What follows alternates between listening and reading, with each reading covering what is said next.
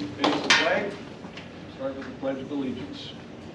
I pledge allegiance to the flag of the United States of America and to the republic for which it stands, one nation, under God, indivisible, with liberty and justice for all. Thank you. I wrote down 6:04 p.m. Meeting is open. And we had the Pledge of Allegiance. Now we move on to approval of the agenda. Everybody get a chance to take a look at that? And if there are no changes or additions, I would need a motion. Second. I'll make a motion to approve the agenda as presented. I'll second it.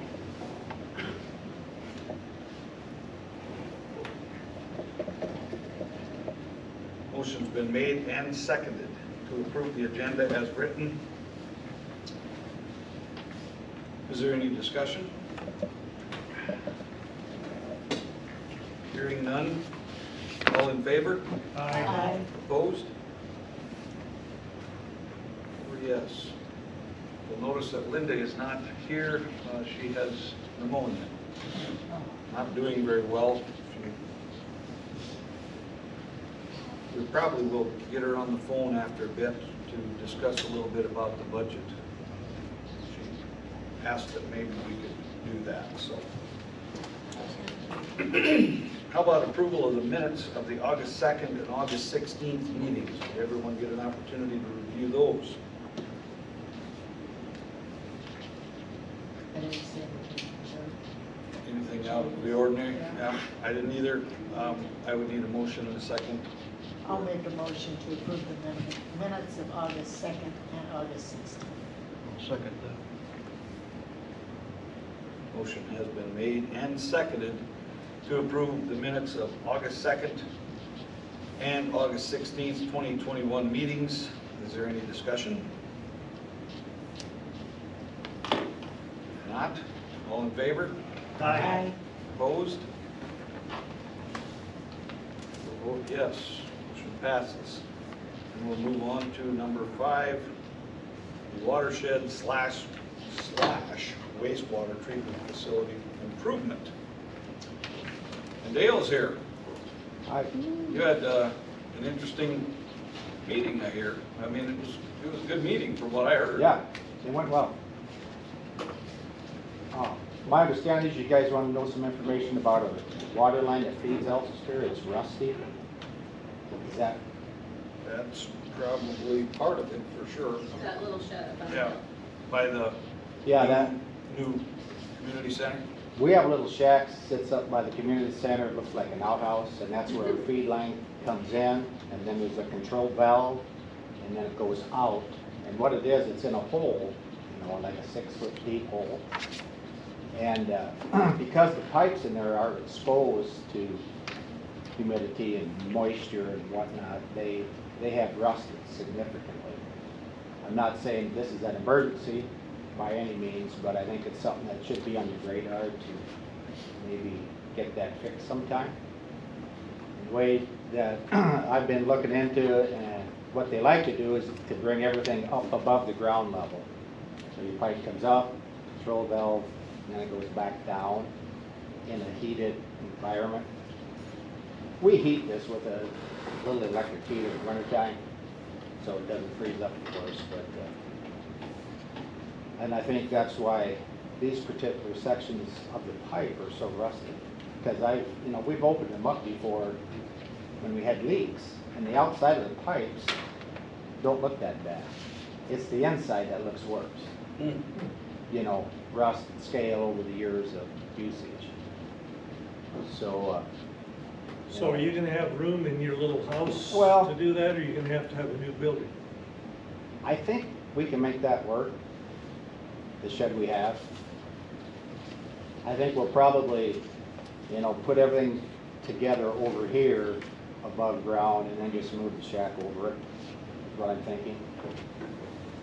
There is another option too, and I haven't spoken to Real Water, but they have their hole in the ground up by Alcester Meats, And I was gonna ask them guys if they wanted to bring all of their stuff up above like we want to. Maybe we could put it all in the same shack out there. Split the costs.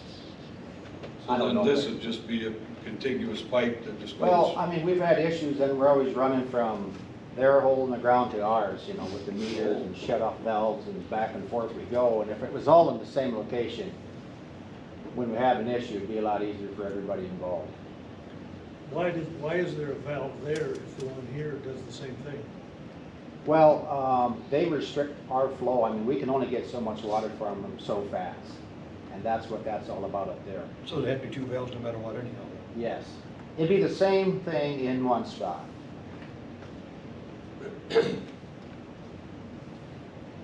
Might be something worth looking into. Well, yeah, especially if they would be willing to maybe help.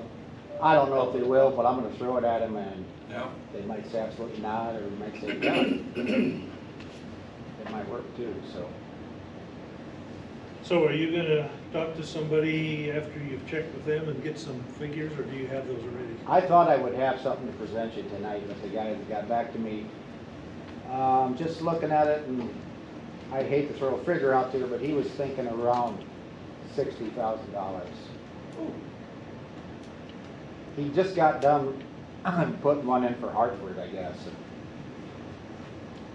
It's expensive. And you know, these pipes might last for years yet. It's just hard to say. It's just something I wanted you guys to be aware of.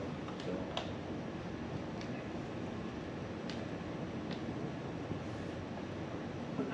Any questions?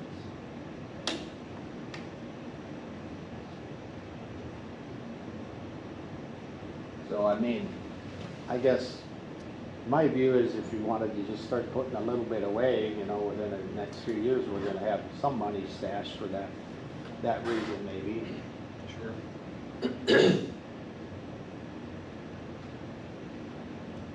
Well, it's better to know about it before it is an emergency. I mean, And another thing is, if we renovate it, I'd like to put a larger control valve in there, so like if we have a fire like we did here not too long ago, we use a lot of water and it takes a while to recuperate from that. With this size valve we have, I'd like to go to a larger one so that recuperation time would be less. Even though we're getting a restricted flow, we don't build big enough to handle that. You said we're being restricted by rural water. Well, they'll only let us, I mean, Right. if we put in a 6-inch valve, Yep. we won't ever use that 6-inch valve because they won't permit us to have it, Right. unless it's an emergency. Oh, they will then, okay. Then they would, Oh, okay, okay, that's what, but they have their whole system to kind of worry about shorting other areas if. yeah.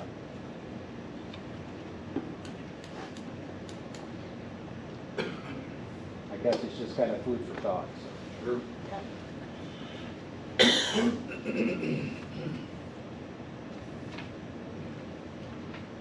Well, anybody have any other questions or?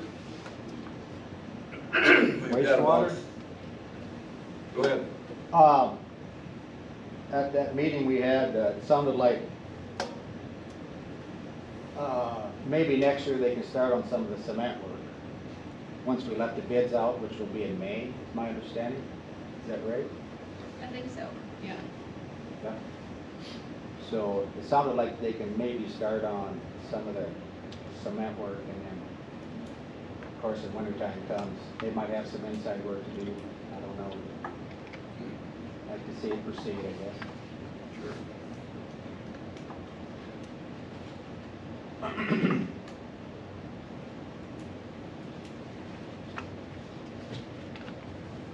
It's good, thanks. Yeah, absolutely.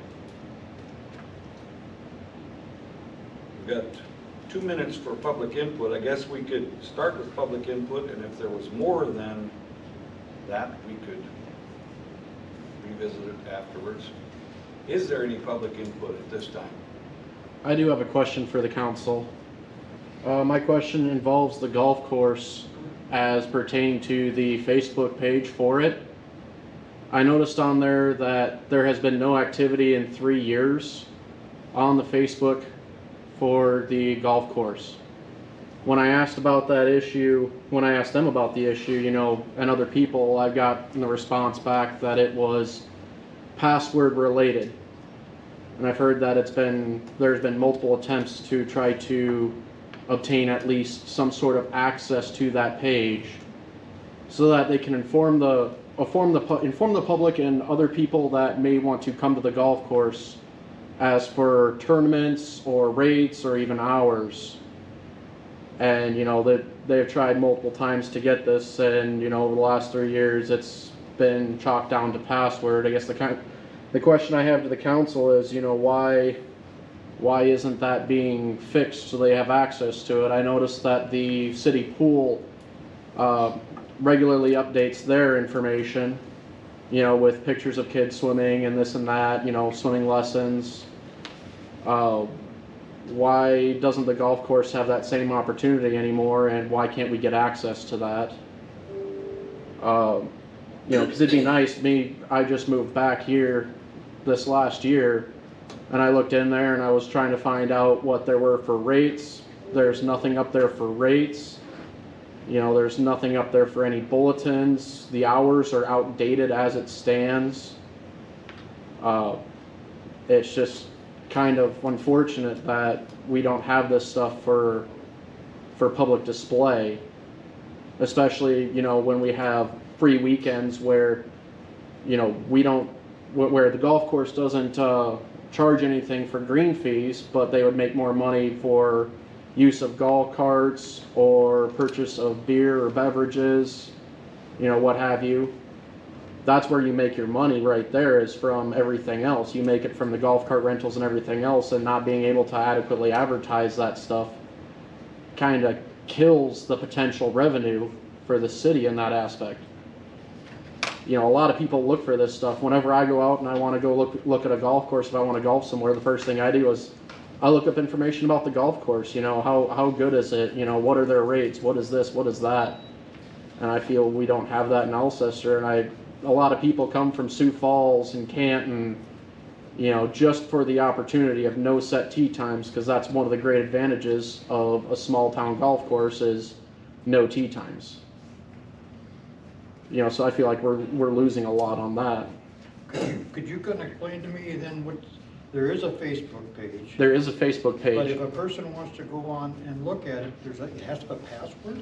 No, to actually do anything for it, Oh, okay. you have to have So some sort of administrator or manager Has to be privileges. administrator. Okay, right. Yes, I have a Facebook page, and I am an administrator for the Leisure Sports Facebook page. Who is the administrator for that? Do we know? Yeah, do you know, Dave? Rick Huber. It was started years ago with the previous employee. Now, you're talking about the Alcester Golf Course Facebook page. Yes. Have you checked the Alcester Golf Club Facebook page? Is there one for the golf club? And I have probably 4 or 5 times during the summer put things on there. I can post. Because yeah, I've looked on there and I never really saw anything for an Alcester Golf Club. And it could be I was just missing a keyword, but I looked up, you know, Alcester and pages relating to it, and I didn't see anything on there. You know, I can check again, but Please do, see, you know, let me know if you can't get a hold of it, because I posted things on there about youth golf lessons and different things. So it seems to me that if somebody was new to town, it'd be confusing that they found this other page and it's not active. All right. So if it's not active, it should be taken down. How do you take it down? I don't know. I don't You have to either. get a hold of that individual and have them take it down. Is there any other public input regarding this? First of all, we're past the time that we're supposed to be in a public hearing. So I don't want to cut this short if we still have discussion, but we can look into the golf course Facebook page, take it down, and then there won't be any confusion. So, any other public input? Hearing none, I'm going to mark it down at 6:18 p.m. We will go into the public hearing portion dealing with zoning for medical cannabis. And you'll notice that the very first thing is that we have to move to convene jointly as Planning Commission and City Council. So I would need a motion and a second and vote on that. I'll motion to convene jointly as Planning Commission and City Council. I'll second. Motion's been made and seconded to convene jointly as Planning Commission and City Council. Is there any discussion? Hearing none. All in favor? Aye. Opposed? Right. Now, as Planning Commission, you'll notice that there is a motion, and it's quite a long one, has to do with ordinance number 2021-17. I'm not going to read it right at the moment, but if you look in your packet, you'll find 2021-17, and it's all about the zoning regulations necessary for the business district and revising those to allow cannabis dispensary. It does say cannabis dispensaries, and I believe that the plan is to limit that to just one, so I don't know if that is a point of contention or not. So you will need a motion. Yes, we will need a motion, and the motion will have to include the verbiage of 2021-17. I'll make a motion as the Planning Commission to recommend approval of ordinance number 2021-17, an ordinance entitles, an ordinance to amend Chapter 1 General Provisions, Chapter 6 Central Business District, Chapter 7 Highway Commercial District, Chapter 10 Additional Use Regulations, and Chapter 19 Definitions of the 2018 Revised Alcester Zoning Regulations, and the repeal of all resolutions and ordinances in conflict therewith. I'll second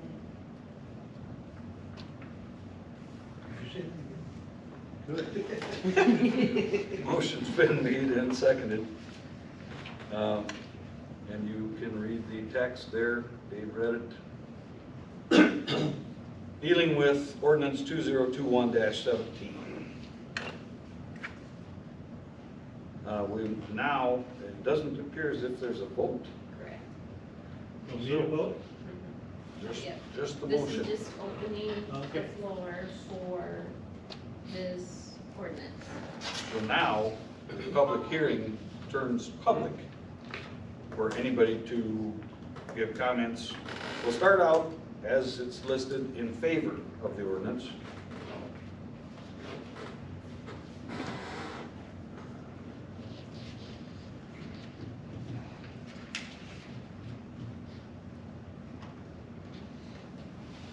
I think most people are hesitant to maybe express favor for an ordinance that has anything to do with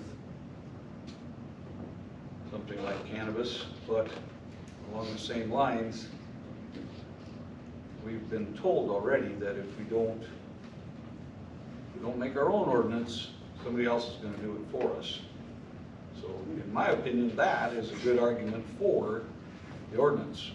At least we have the opportunity to control it to a certain extent. Right, it's here, we have to deal with it. Exactly. Not gonna go away. Yeah, it will not go away.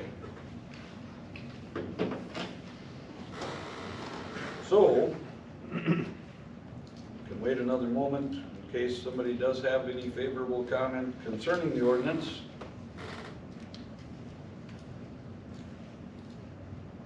I think the stipulations that we put in it are very straightforward and will allow our community to police it effectively. I agree. Well said, yeah. Well, seeing that those are really the only favorable comments, do we have any comments not in favor of the ordinance? Has anybody heard comments from people not in favor of the ordinance? So if you don't have an ordinance, who would provide one for us? I think the state would be able to dictate what was going to happen. And it might be a little more loose, if you will. then maybe we don't want it written. At least this way, we're saying we only want one, Right. and the only thing I. And dictating where it Yeah. could be located. I mean, that's the whole thing. Zoning is Yeah. saying, you know, you're not gonna have it next to the school, you're not gonna have it right next to the church or daycare, you know. It has to be in specific areas. And there may be somebody that's thinking of getting into that, or looking into different communities and see how those are, how well they're doing Yeah. regarding that, what's lucrative and what's not. That's true. So not having an ordinance is not a viable option. Unacceptable, yeah, exactly. So do we have to have it in our community? Well, they told us that it's illegal for us to say that we will have 0 cannabis dispensaries. So to me, that means, yes, we do. We have to authorize 1, and the absolute minimum is 1, so that's what we But basically. then you guys can set the fees for that also, right? Well, to a certain extent, but not. I But mean, we do get taxes from them. Oh, absolutely. That's, There's a- that's the silver lining for me. There's a very large fee involved, and even if the individual is not successful in building this facility and making it work, half of that remains in the city's coffers. So, I mean, there are fees involved that make it, a person has to be willing to stick their neck out a little bit in order to do something like this. It seems to me that somebody thinking about doing this would be looking at a more dense population. You would think Or they're so, looking for a city with relax or something. right? The only thing that we have here is close to Iowa. So say, you know, whoever had this up and running, then the community would get so much of that, every sales he made. Right, a certain amount of sales tax would come back to the community. Whatever the percentage is for sales tax. Well, I shouldn't say that, because they may have, But you could you know, set they have your a own bed and percentage. for- booze type tax, you know, which is maybe higher than our normal tax on food, or, you know. And I think we need to make sure we're talking about medical use of marijuana, Absolutely, that's a good point Yeah. too. nothing else. Now, that's the way it is right now, whether it continues on, you know, any further, who knows, but I guess the one good thing that I keep thinking about is the tax that can come in. And this ordinance has a companion, but this ordinance basically talks about where it can be and Is that the hours of operation and the entrance to the parking lot, the lighting, all of that kind of stuff that just has to do with zoning. The other ordinance that goes along with this has to do with all The license. monetary, the fees for Right. application and the taxation, that kind of stuff.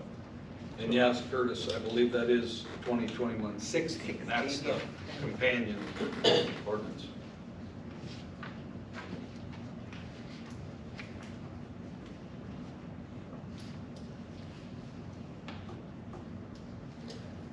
And I think maybe to answer Cosette's comment,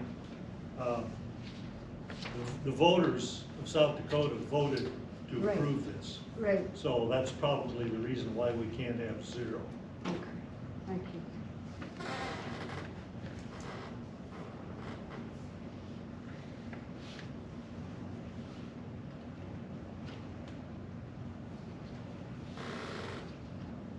Well, I guess give everybody just another moment to think before we take the next step, because it's going to be closing the public hearing portion of the hearing.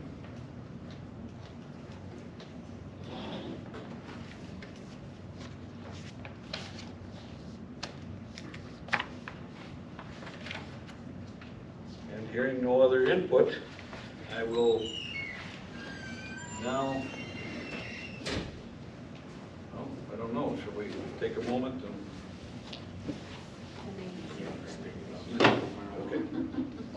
You did not come here for the public hearing on the medical cannabis zoning, did you? Nope. Okay. All right, in that case, I'm assuming that you probably do not have any input in favor or not in favor of the ordinance, and I will close the public hearing. And now we will, as a planning and zoning board, have our discussion, which may be already done. I mean, I don't know how much more we can beat this horse, but Comments in favor and not in favor didn't sway my opinion. anybody want to discuss anything further?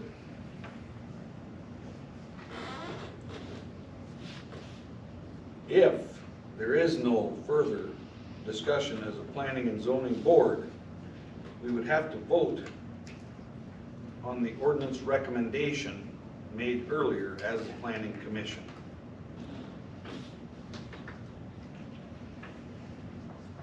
Now, the recommendation was made to approve ordinance 2021-17. I'm not going to read the entire heading, but I will, actually, I think I will do a roll call vote. Curtis, how do you vote? Aye. Dave? Aye. Darla? Aye. Cindy? Aye. 4 voted yes. Ordinance 2021-17 was approved. Now, as the city council, you'll see, we have to do, being from the Department of Redundancy Department, we have to do the exact same thing, but acting as the city council. So, we would need a motion to approve that ordinance, reread, a second, and then a vote. What? Go ahead. As city council, motion to approve ordinance number 2021-17, an ordinance entitled an ordinance to amend chapter 1, general provisions, chapter 6, central business district, chapter 7, highway commercial district, chapter 10, additional use regulations, and chapter 19, definitions of the 2018 revised Alcester zoning regulations, and the repeal of all resolutions and ordinances in conflict therein. I'll second it. Motion has been made and seconded as the city council to approve ordinance 2021-17, read as is stated on the ordinance. Is there any discussion?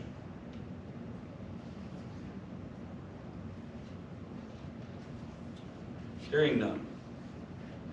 Curtis, how would you vote? Aye. Dave? Aye. Darla? Aye. Cindy? Aye. All voted aye. And now you can see the companion, which has to do with that whole section 4-04 shows you those individual provisions for the cannabis establishments.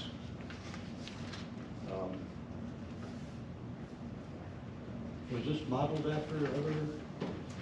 I believe that the state provided us Okay. with, yeah.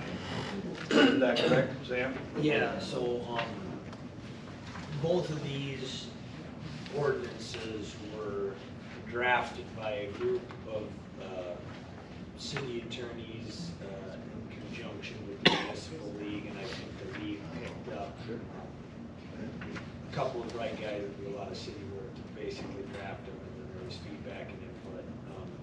So these were, sort of the base model that everybody worked off of, and then, cities, bigger, smaller, our size, Mitchell size, whatever, could kind of custom. And it also ensures that we probably have all the bases covered. Yeah, correct. Yeah, that's a good point. As the mayor said earlier, the first one we were working on, tells us where we can put it within the city. Like you said, we can't tell them that they're prohibited. And then this one here, the authority the statute grants us, we're exercising that authority to come up with additional license regulations above and beyond or different from what the state is going to require these folks to do so that they can be granted a permit in our town. And just real quick while I got the floor, the idea behind passing these is if we don't have something in place by October, which is when the state starts to make their rules, somebody can come in, buy a building in a part of town and say, I'm going to open a dispensary, and we can't go back and say, oh no, we didn't, you're not in the right zone. Same thing with a license. The stuff in here kind of helps us separate wheat from chaff as far as who's going to open an establishment. So this is the document that has that application fee of $5,000, and the city will reimburse only $2,500 of that back to somebody that is not, or let's see, who fails to obtain a registration certificate from the South Dakota Department of Health. Is that a one-time fee? Annual. Every year, yeah. And that fee would determine how? That was a state type of thing too? Yeah, that was kind of the consensus that, you know, you don't want to be overly prohibitive, but Right. with something like this, you want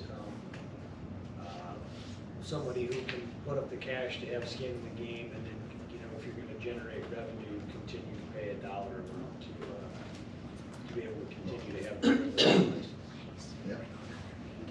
For those of you that haven't read the ordinance, some other things that the license application has: the legal name of the establishment, physical address, name, address, birth date of the principal officer, owner, and board members, and a sworn statement that no principal officer, owner, or board member has been convicted of a violent felony offense in the previous 10 years.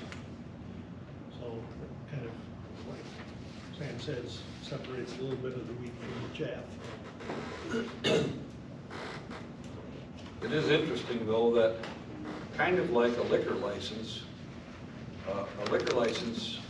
and one of these licenses can't just be,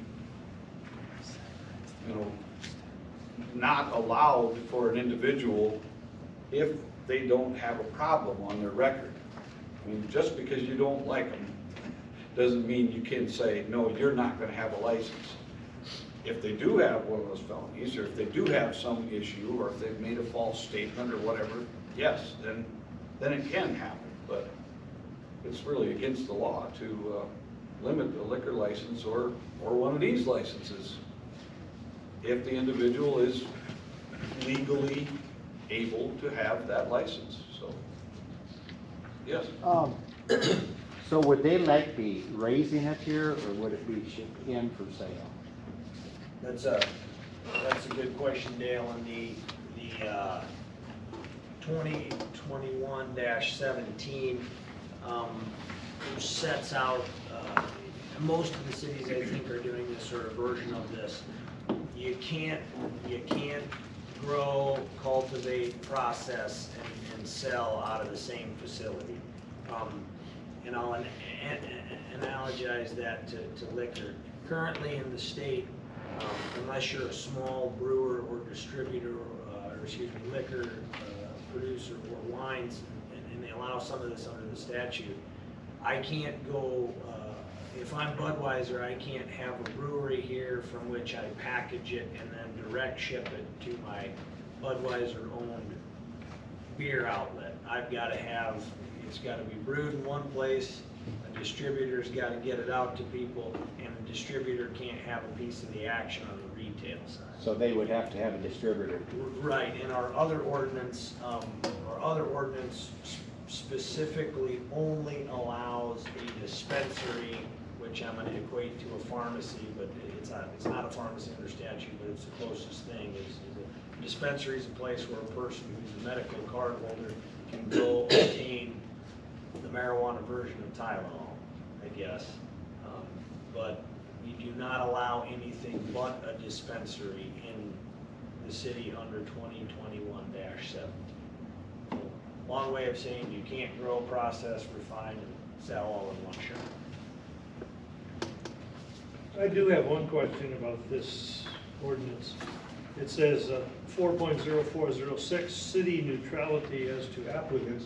If we would have two applicants, or more, but let's say two, that are interested in doing this, they both have clean criminal records and all of that, how do we pick which one we want and still be neutral?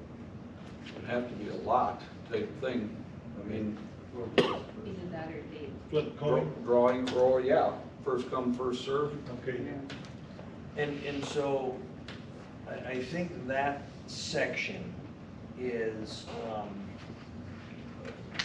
my read of this, Dave, and this is only my read, is, let's say somebody comes and applies here first.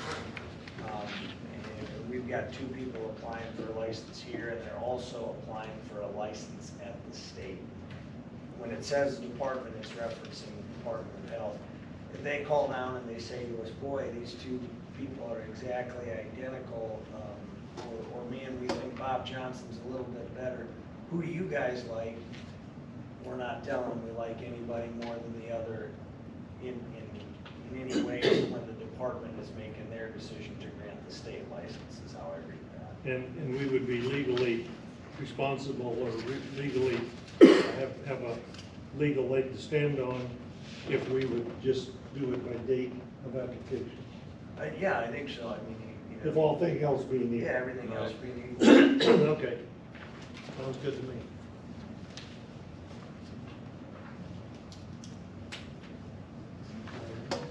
What's that? Well, no, not. I think I do have a plant in my backyard. You do. I think it's past due. My house is right next to the school, and evidently there were a few growing in my side yard too. I didn't realize that until I was mowing the other day. You look a lot like raspberries. Kind of. In my backyard. Tomato. They're relatively young. Yeah.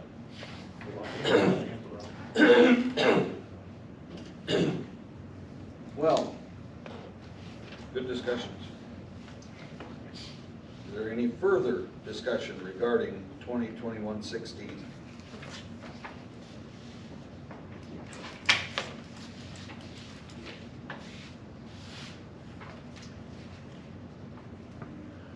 If not, we would need a motion and a second. So vote. I'll do, as city council, motion to approve first reading ordinance number 2021-16, an ordinance amending City of Alcester revised municipal ordinance Title 4 licenses by adding chapter 4.04, which enacts licensing provisions for cannabis establishments and for the repeal of all resolutions and ordinance in conflict therewith. I'll second. Motion's been made and seconded to approve the first reading of ordinance 2021-1616. Read as printed on the ordinance and in the agenda. Is there any discussion? Hearing none. Curtis, how do you vote? Aye. Dave? Aye. Darla? Aye. And Cindy? Aye. Will vote yes. Motion passes. First reading of ordinance 2021-16. Date of second reading for that ordinance, Both of them. both of them, yeah, 16 and 17. will be the 20th of September. Now we would need a motion to adjourn as the planning commission and resume acting solely as the city council for regular business. I'd make that motion. I'll second. Motion has been made and seconded. Is there any discussion? All in favor? Aye. Opposed? We're now a city council. And only a city council. And we'll move on to, actually, because we did have to move into that public hearing and kind of truncate the public input, I want to just take a moment and allow any public input that we may have had to squelch in order to do that hearing.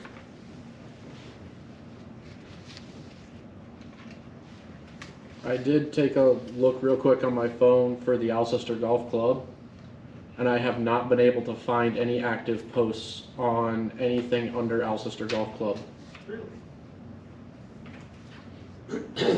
So I don't see any updates on there. I think the last update that I saw on there was right around 2017, 2018. But I'm not finding anything else on Facebook under the Alcester Golf Club name, and the first thing that pops up when I put in Alcester Golf, just general under Alcester Golf, the only thing that's popping up is Alcester Golf Course.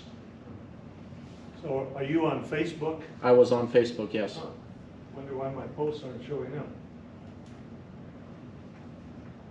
Because yeah, it looks like there may be two separate golf clubs too, and I looked under both of those, and I saw nothing under both of those. So you didn't get that? I do think that will I did not change. see that one either. Let me go back and show it to you. Is that on a different site there? Or It's just. Let's do it. well, see, you got a Facebook deal there. That's sdga.org. That's not even on Facebook. That's actually something else entirely. But it's got the hours. Well, it's got the hours, but Facebook is where a lot of people go to for information. So this isn't really. Yeah, that has a Facebook link in it, Right, but it's probably not linked to anything. right.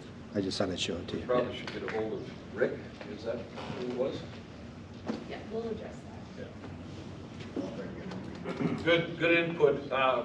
One of the things that Pat just mentioned was, as the community center comes online, a lot of this is probably going to be taken care of automatically. It's going to be an integral portion of that community center, so But it'll we be should, marketed so.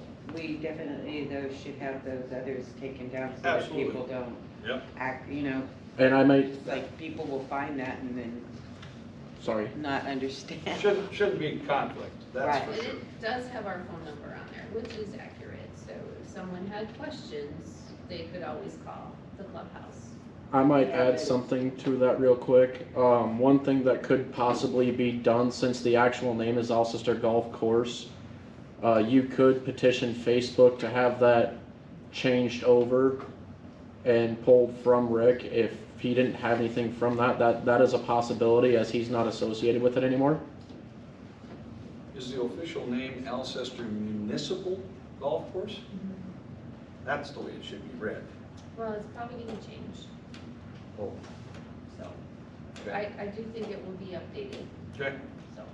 well, Has Facebook generally changed everything? People go there more than do looking for a website.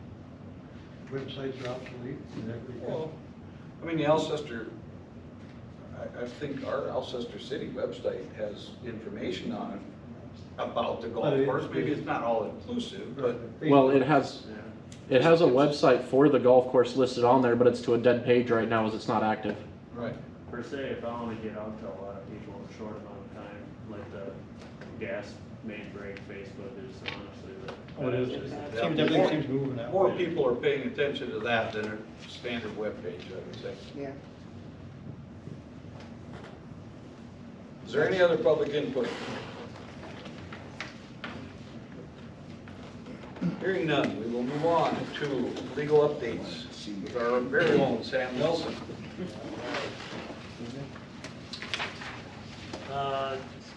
Property nuisance 307 Iowa.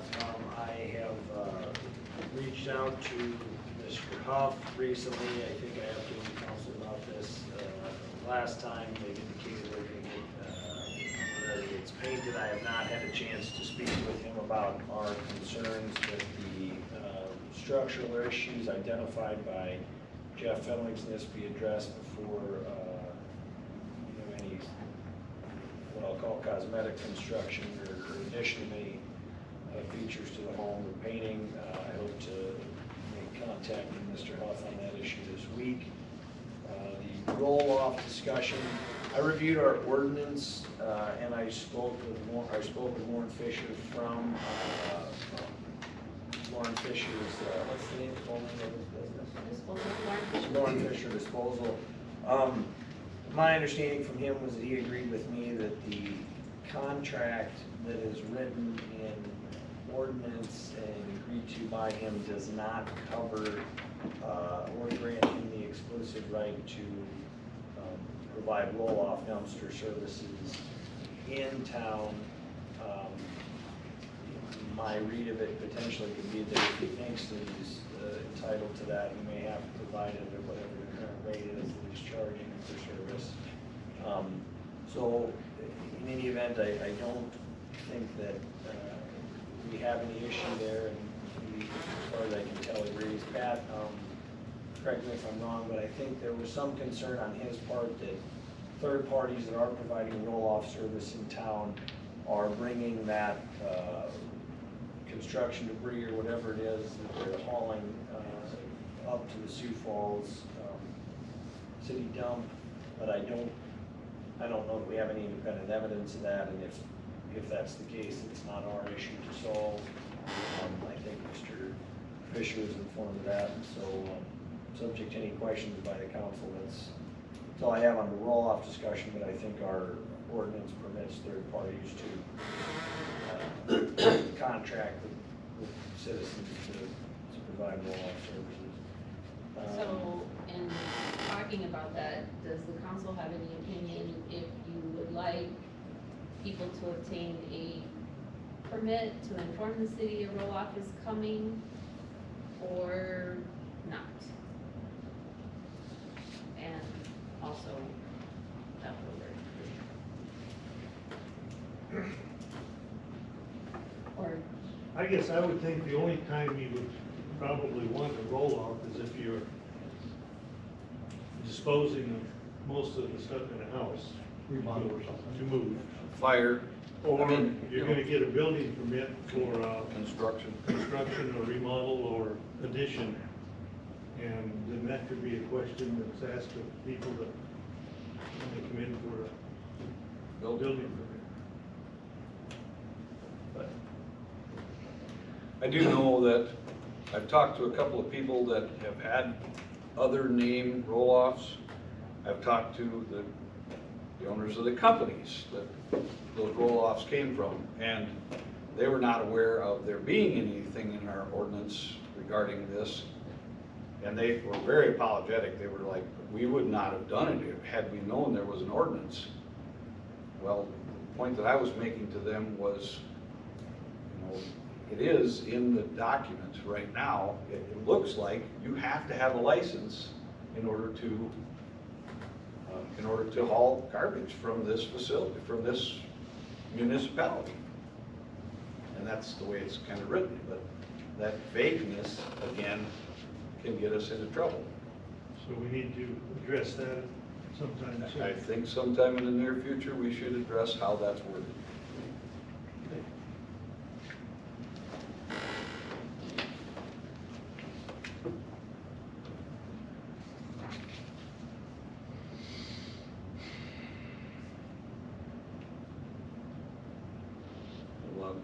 Ordinance 2021-11.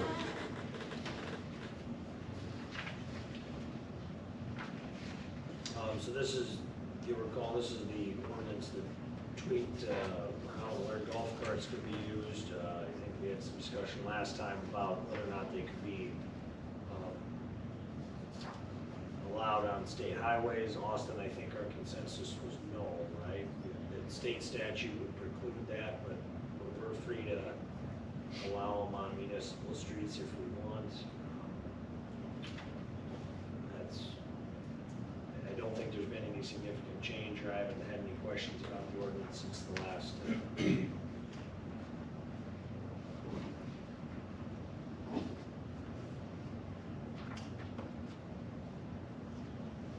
So crossing that highway, I mean, it's obvious, they have to cross Highway 11 if they're gonna try to get gasoline in it, in a golf cart at total stop. I mean, there's a difference between just crossing it or traveling on it. And I assume believe that you would use discretion there. I believe there's an exclusion actually that when you cross it, it just has to be parallel across or Yeah. something to that effect. That makes sense.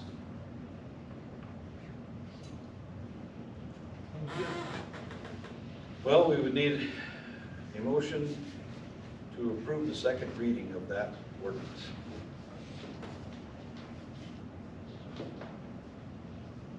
I'll make a motion for ordinance number 2021-11, an ordinance amending the revised municipal ordinances of the city of Alcester, South Dakota, Title 7 Traffic Code, Chapter 7.09 Golf Carts, Section 7.0902.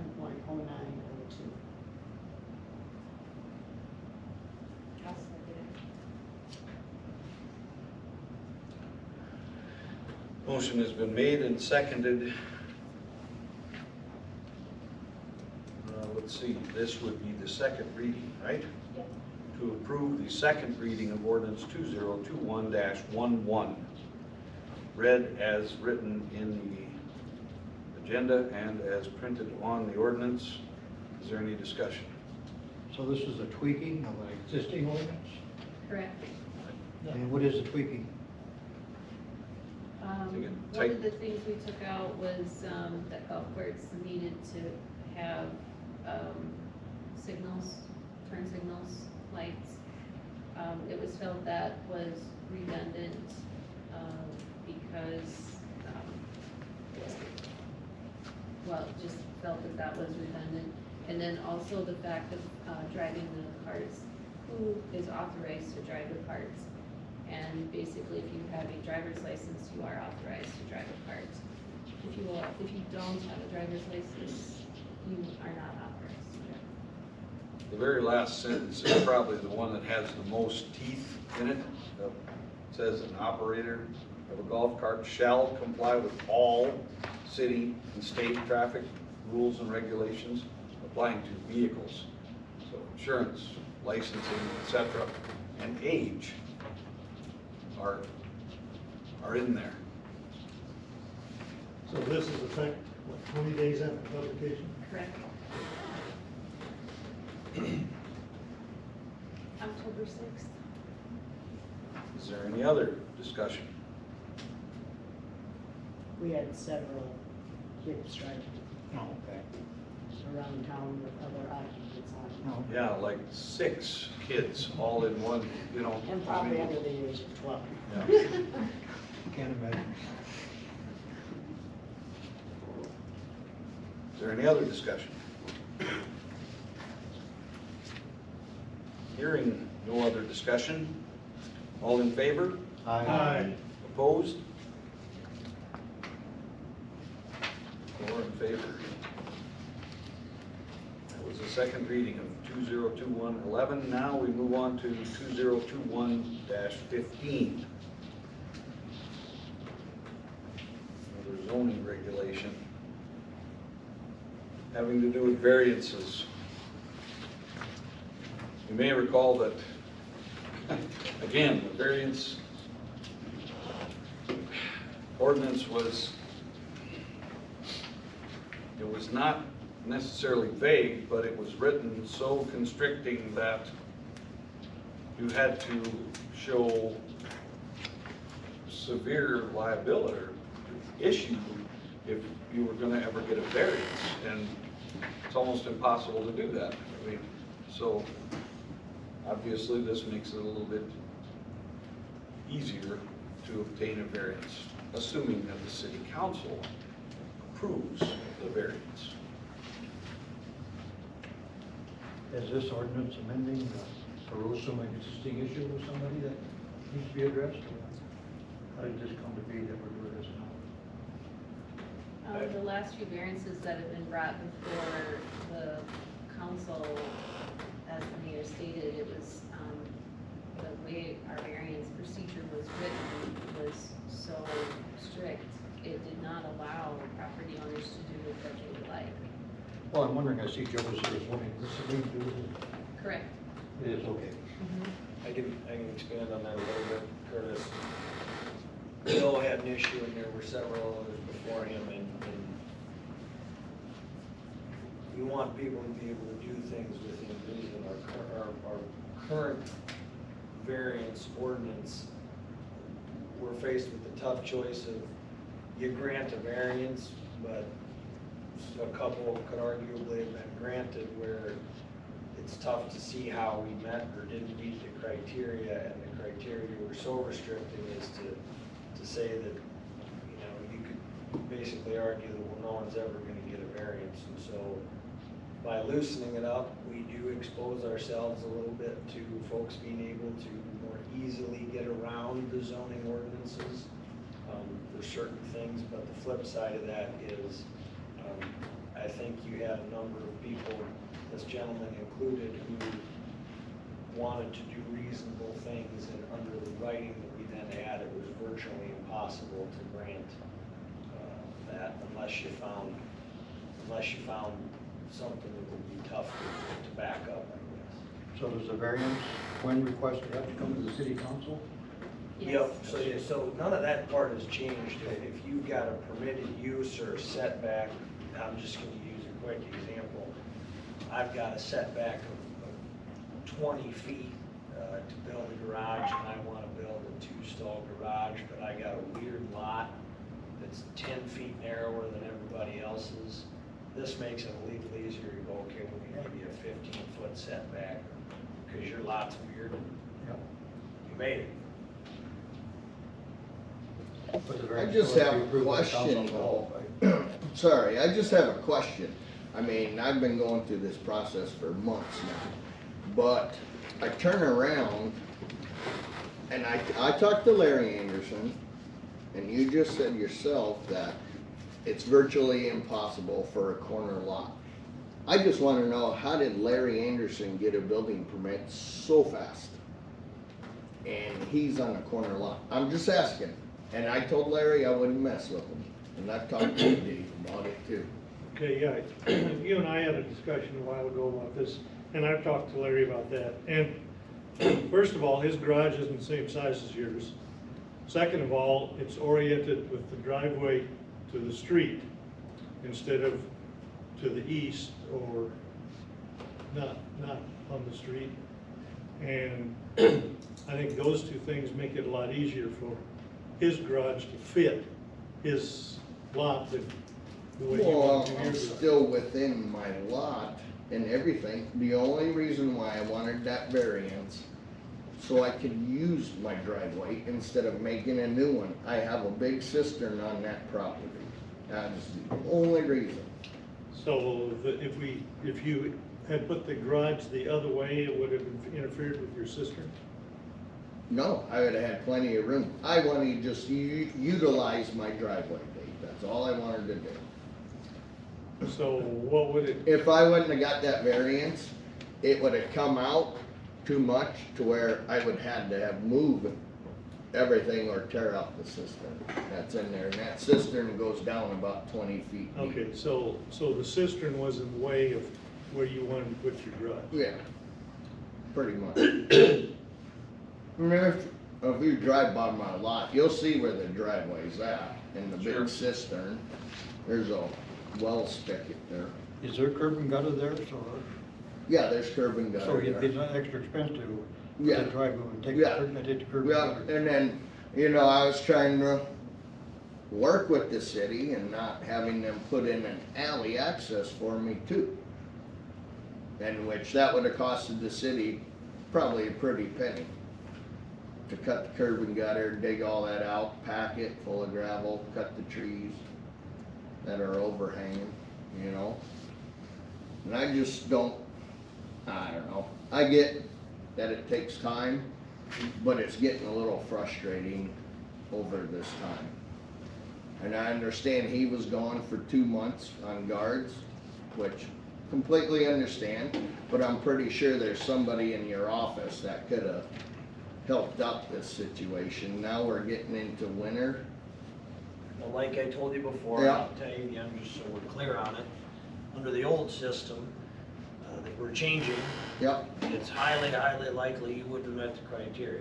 yeah, And we also, as you remember last time you and I talked, we explored vacating the alley. We can't yeah, vacate we that. can't do that. We can't do that. And so, Yeah, we're left with, do we change our ordinance, or do we tell you that you're denied a variance and then you don't get to do what you wanna do? And I can't say the council would have done that. I'm Yeah. just telling you, when I read the tea leaves and you and I talked, I said, boy, there's a lot of people in your shoes that want this loosened up.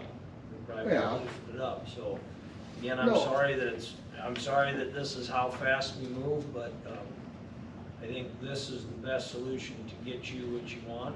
well, I'm just saying, you know, cause I've talked to a few people beforehand, before I even bought the building. Yeah, you should be good, you should be good, you should be good, and voila.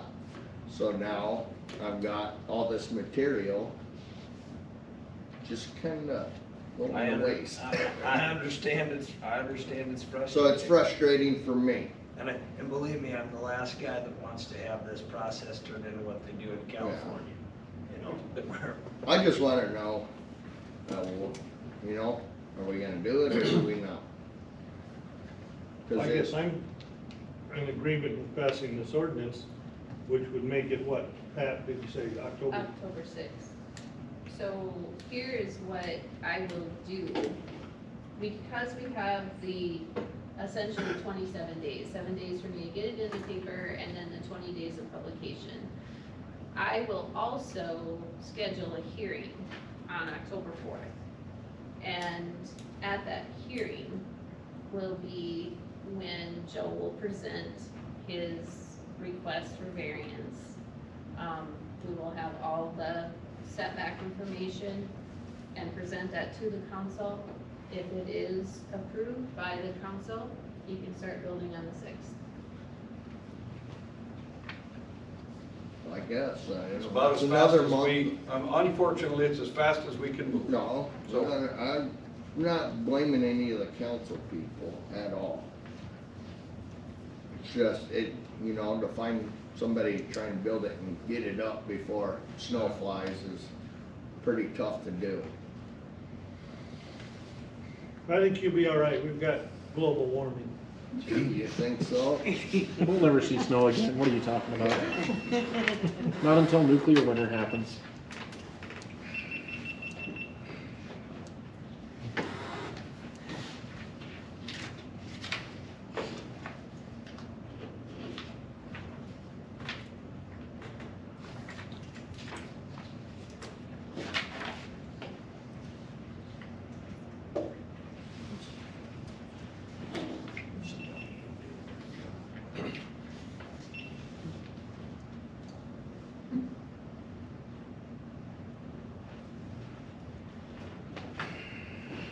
Well, we would need a motion and a second and a vote on ordinance 2021-15. I will, ordinance number 2021-15, an ordinance amending 2018 revised Alcester zoning regulations, chapter 15, zoning board of adjustment, section 15.04, variances.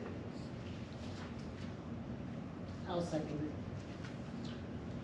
Motion has been made and seconded to approve ordinance 2021-15. This is the second reading of that ordinance, and it will become official on October 6th. Is there any other discussion?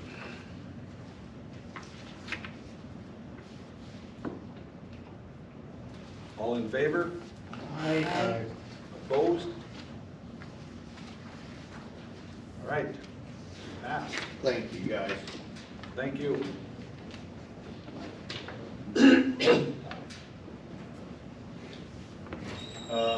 I guess I don't see any other legal input. You don't have anything else? Okay. Then we will move on to Chief Sculler and the police department updates. Let's keep the silver door on. And I stood up so I didn't yell over Wanda. I just have a few things, I guess. I want to update you on the full-time hunt. I gave you guys some materials. I won't say the individual's name for now, due to just kind of privacy reasons, I guess, an open meeting until it's a finalized thing. I spoke with the Public Safety Committee after a couple interviews and Mayor Hayter, and decided to give this gentleman a preliminary offer for the full-time position, just to see if it's feasible, give him some time to think before we maybe bring it to the council.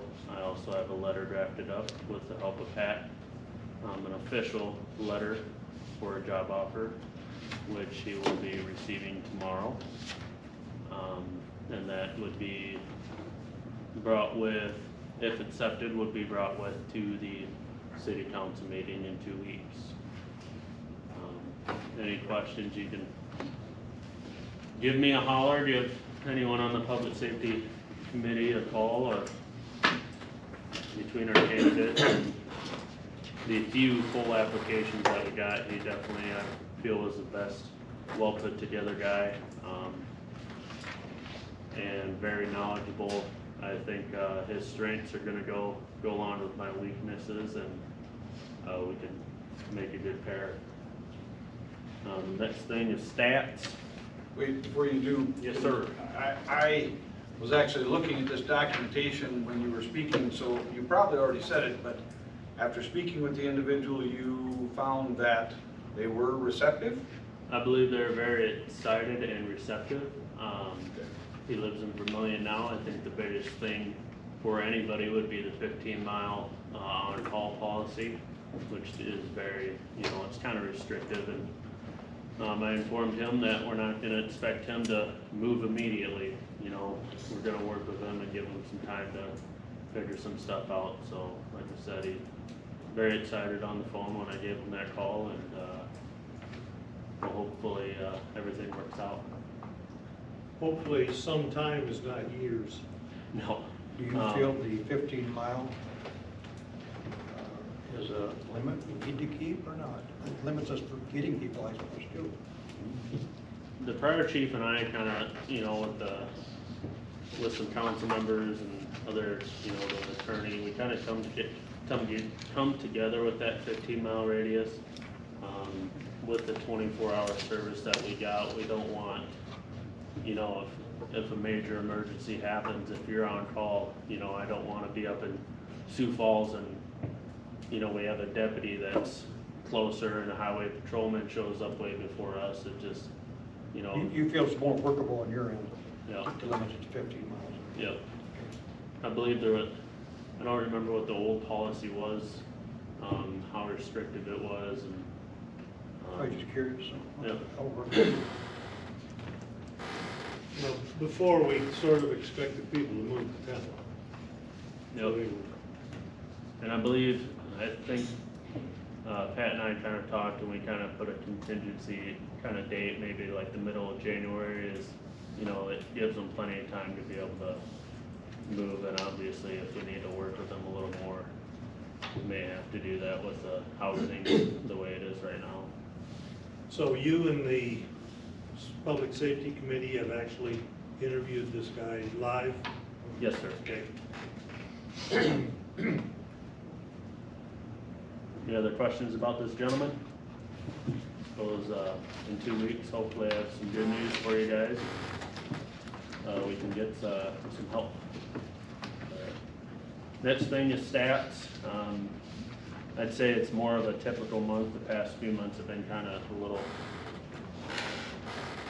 mellower on the numbers, but kind of like, a lot more work on the back end. We kind of had some better numbers along with work. I'm always doing something. If there's any questions, always don't hesitate to call with them stats if you have a question or anything. Or are you getting along doing this by yourself this time? I'm getting along. I'm moving. So Chief, of the total 116, I mean, I assume there had to be some help. I'm not saying, oh, you did it all by yourself, No, but, yeah. I mean, would you say 80 out of those 116, you were basically a one-man show? Yep.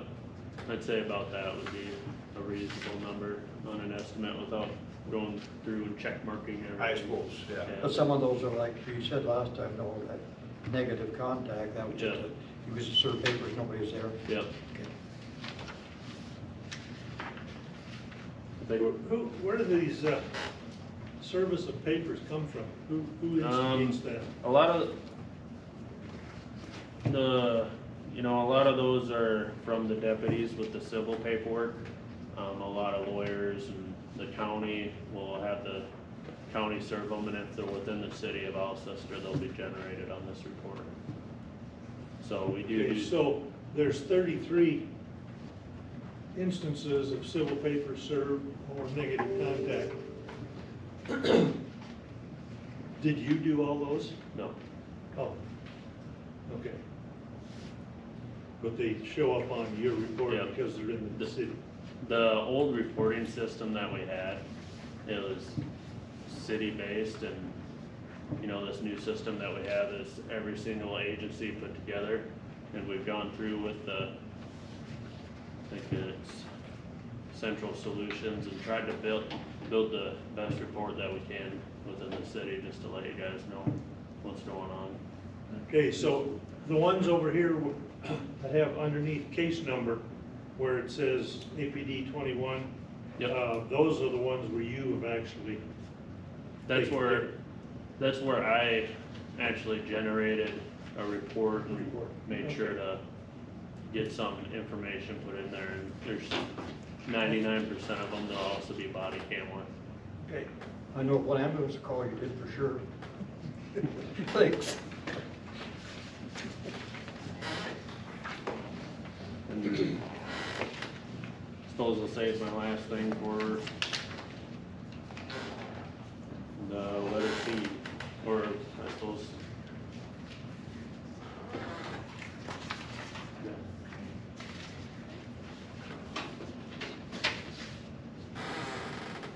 And then I guess, letter B is, spoke with John Krebs, about a part-time officer position. He's not gonna be, per se, working 10 hours a week for me type of thing. We're gonna kind of work with him, and he retired from Beersford PD. What And then was the name again, please? John Krebs, With a K. John? and then Krebs, I believe. That was D as in Daniel? Boy, he is a boy. Krebs, okay. Yep. Spoke with him about opportunity of a part-time, and, we're helping him out by, keeping him hired as an officer within the state. And then also, he's gonna be a great resource with me. He's had a significant, amount of time with detailed investigations, say for sexual assault or kind of the bigger investigations. He said he'd be more than willing to come out and do that, and that he'd be more than willing, if we have a special event or a big event going on, to come down and help us out for that. He lives in Beersford? Yep, currently, I think he's gonna be moving farther away, and that's why it's, gonna be more of a specialized part-time position. Oh. Kind of the best way to describe that. So what's our part-time rate per hour? I believe looking at the budget, is it 1775, Pat? Yes. And you want it to start right away or make it effective? It could be effective today, so. Our 21 pay for part-time certified is $17.25. Our 22 proposed rate is $17.75. Okay, so 1725. So right now, this year yet, the last 3 months, he would be making $17.25. Correct, that's what Lauren makes too when he Yep. bills it. Any motion, Mr. Mayor? Well, now, just a moment. It's 1777 Well, for 2022. well, those aren't official yet. Nice, okay, Those are all right, proposed, I see, so. currently, all right, I'm okay with that. So we're basically saying 17 and a quarter right now, and I'm gonna put that down as right now because it's right now. So, yes, I would need a motion to hire John Krebs at that rate. I'll make that motion. To hire John Krebs at 17 and a quarter, And it's effective immediately. effective immediately. Curtis made the motion, I'll second. Dean seconded, we've got a motion and a second. Is there any discussion regarding hiring John Krebs at 17 and a quarter, effective immediately? All in favor? Aye. Opposed? Make it so. Thank you. Suppose the next item is a APX 8500 radio. We had last year, for this year's budget, we had $10,000 budgeted for this radio. The state is moving to a new system update starting this next year and then moving on to the next year. And our old radios, one of them, I know 100% for sure, will be out of date and will no longer work on the state radio system. So that's why we had this budgeted. It is a what they call P25 capable radio, and this P25 is just kind of the capabilities that they're upgrading to, which includes range and secureness and but I'm not 100% geeking out on the radio, but I know that we have to have the P25 capable radio. It was budgeted at $10,000. I believe our quote came in at $7,721.50. So is this gonna go in the big truck Yep, and one in the car is still usable? yep. Gonna be talking with them for future purchases. I know 100% that the full system will be up by 2023. So we kinda forecasted this and made sure that we're able to afford and have our equipment done before the new update is fully up and running. So you may be asking for another one next year.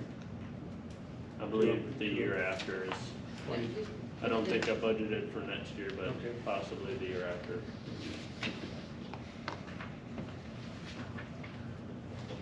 Well, we would need a motion to purchase that radio. In a second. A motion to approve purchase of APX 8500 radio at $7,721.50. I'll second it.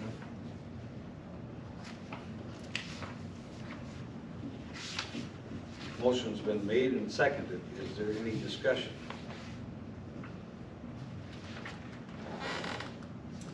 Hearing none. All in favor? Aye. Opposed? Passes. Thank you, guys. Thank you. If you have any questions anytime, just stop by the PD or shoot me a text, make sure I'm available for a call. Maybe I'm on a call, but I'll answer any questions anytime. Same for you, Chief. If you've got issues or whatever, don't hesitate. Thank you. Contact somebody.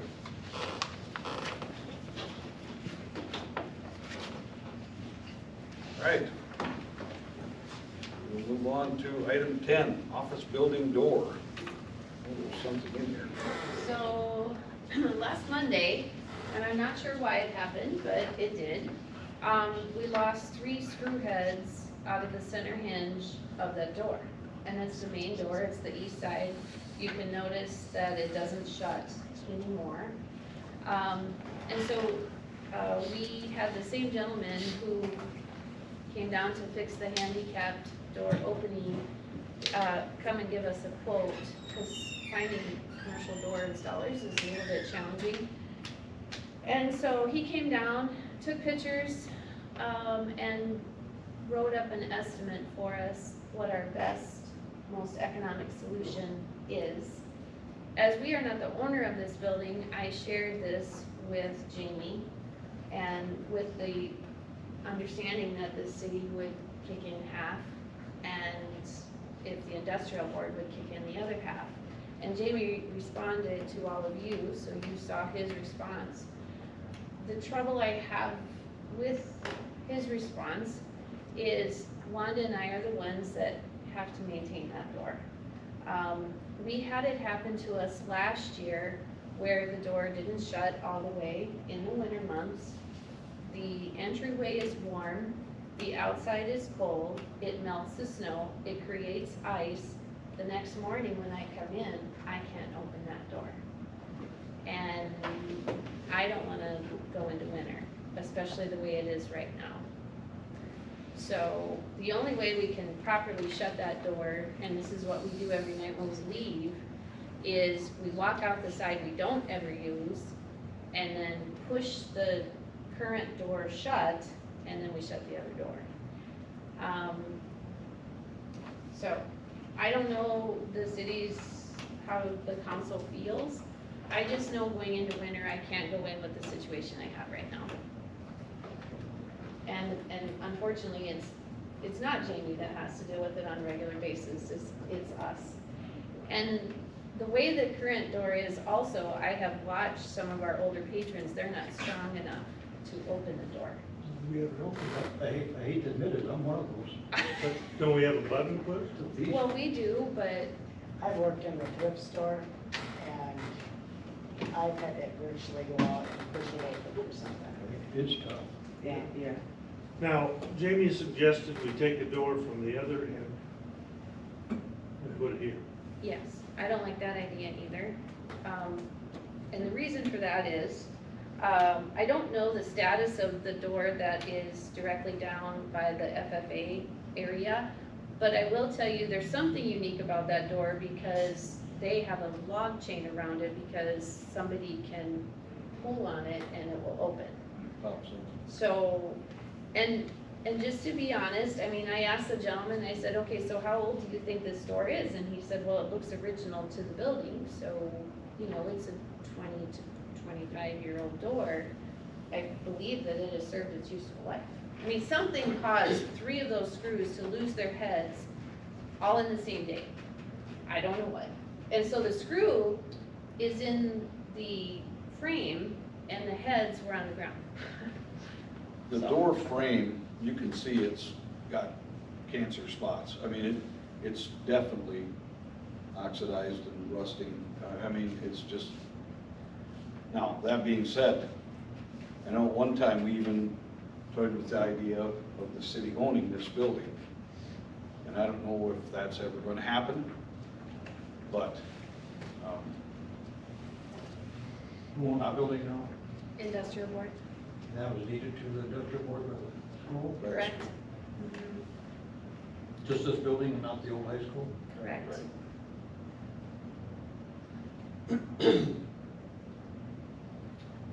So you'll notice, we talked about different options, and he generated the most economical option for us, which is putting a 42-inch door on the east with a smaller door on the west and then no center post anymore.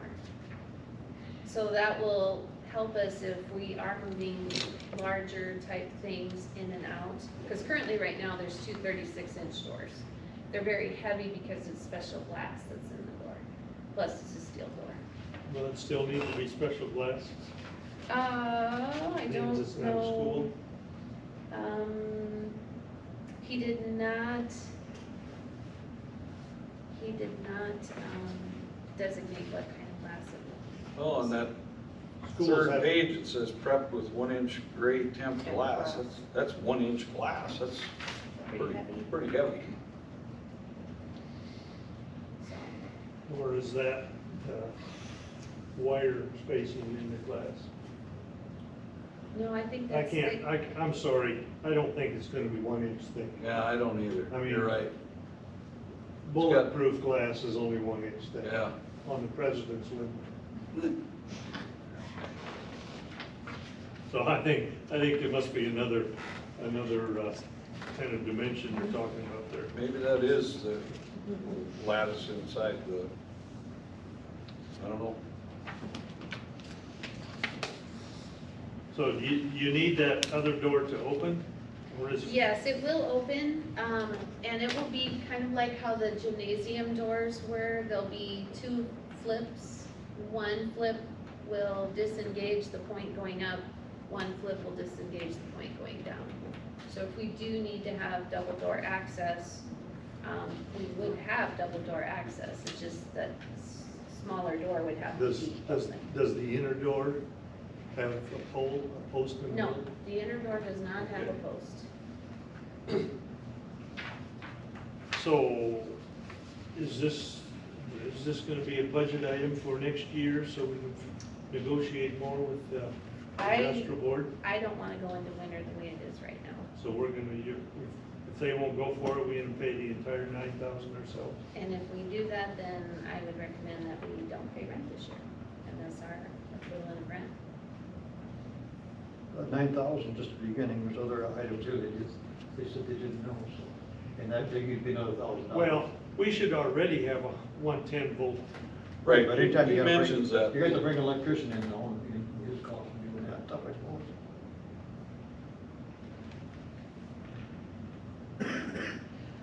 We, school used to have the security strike for the little, Yeah.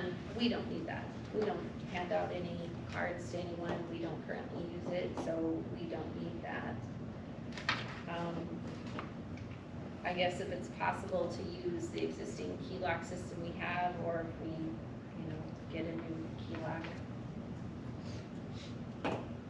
They have other renters here too, so I don't know why we would fill the whole bill. That's what I was wondering. I mean, couldn't you ask the thrift store person?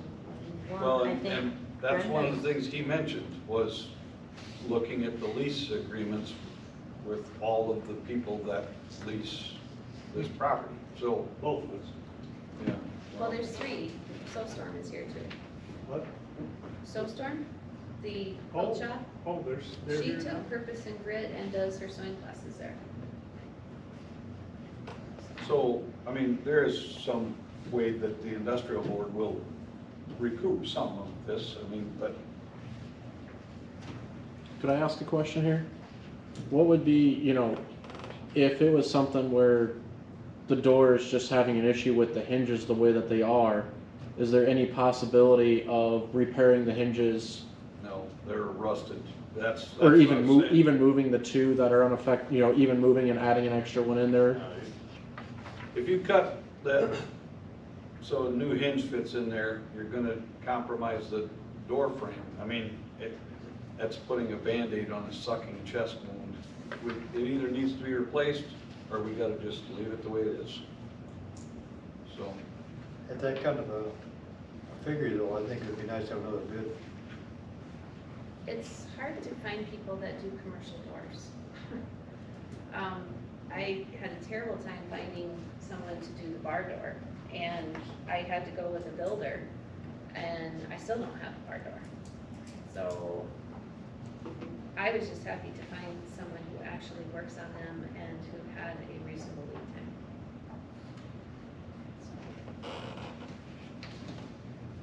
And he's familiar with this building because he has done the handicapped entrance. So, but Think we can find somebody else to bid on that, Curtis? I don't know. you can try it, but I think you wanna act fast. Well, I guess I was thinking, put this off for 2 weeks and see what we come up with, or a week, so we can get on the agenda next time. Or should we just let it ride? No, I'm not gonna say that.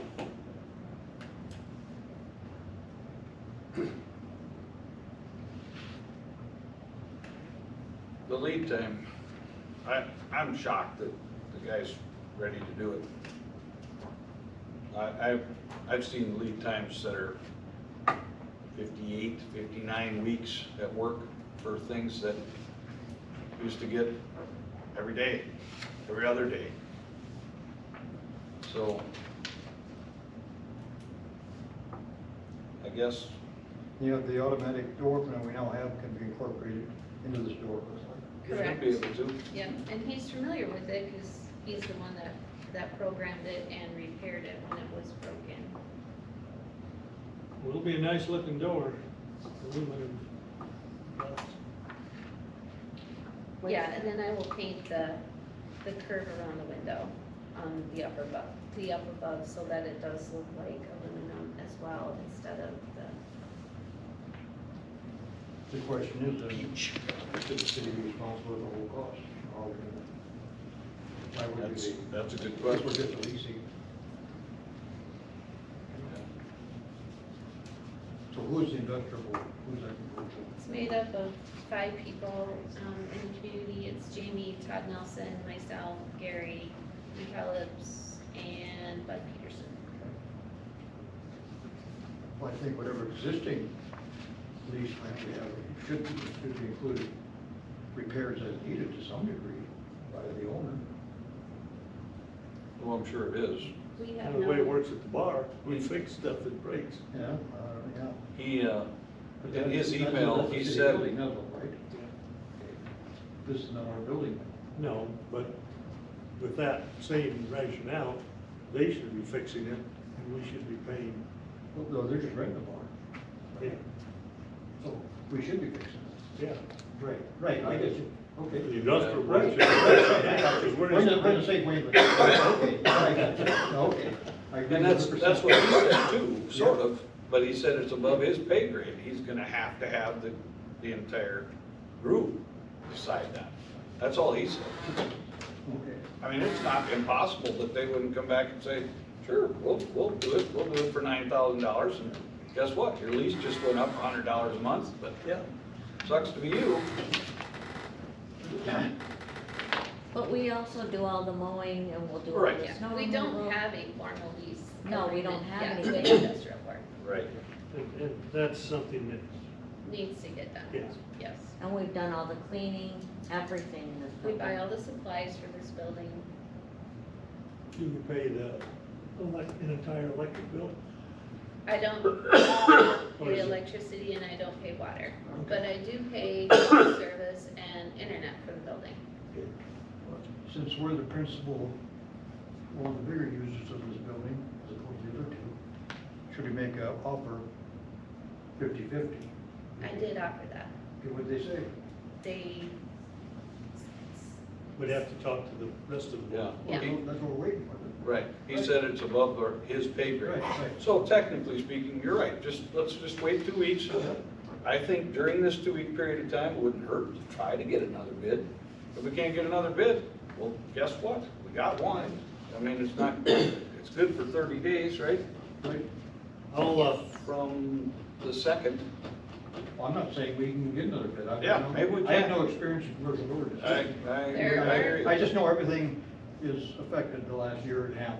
Oh. This is a real I will supply chain. contact Jim Daniels from Vision Construction and see who he has that does doors almost Sure. like that over the new community center. So, But I would be very happy if they did have supply some repairs, then also then to raise their lease. Yeah. I would be dealing in good faith, I don't think. Yeah. There's an understanding when you own a business, you rent it out. right now, they're not getting any rent from us though. They aren't. But, no, we're Right, not they're- paying any rent. Oh, we aren't? We're paying, we do the Oh, okay. lawn, Oh, okay, I we got do you. the Sweat cleaning, equity. Oh, okay. we do So the there's no internet. dollars, there's no dollars. There's no rent dollars changing But then you're hands. covering the rest of the people in the building and, okay, I get you.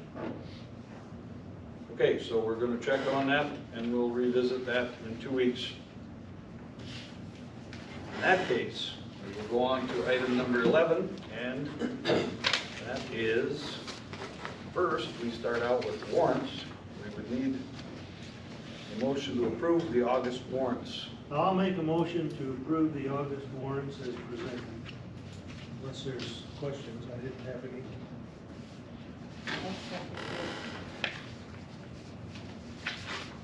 Motion was made by Dave and seconded by Cindy. Is there any discussion? All in favor? Aye. Opposed? It's going to be paid. Now we come to the fun part, the budget. So for those of you that have never gone through this process, I know it looks a little bit overwhelming, but it's hopefully not as bad as you think it is. So there's actually 3 parts to the budget, and one. Oh, I'm sorry. Yeah, I do want to call you. Okay. I mean, you could probably start, because you're probably aware of most of. Okay.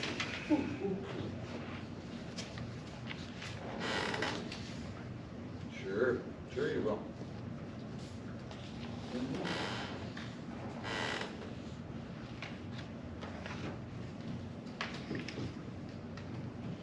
Gosh, I got more Lindas.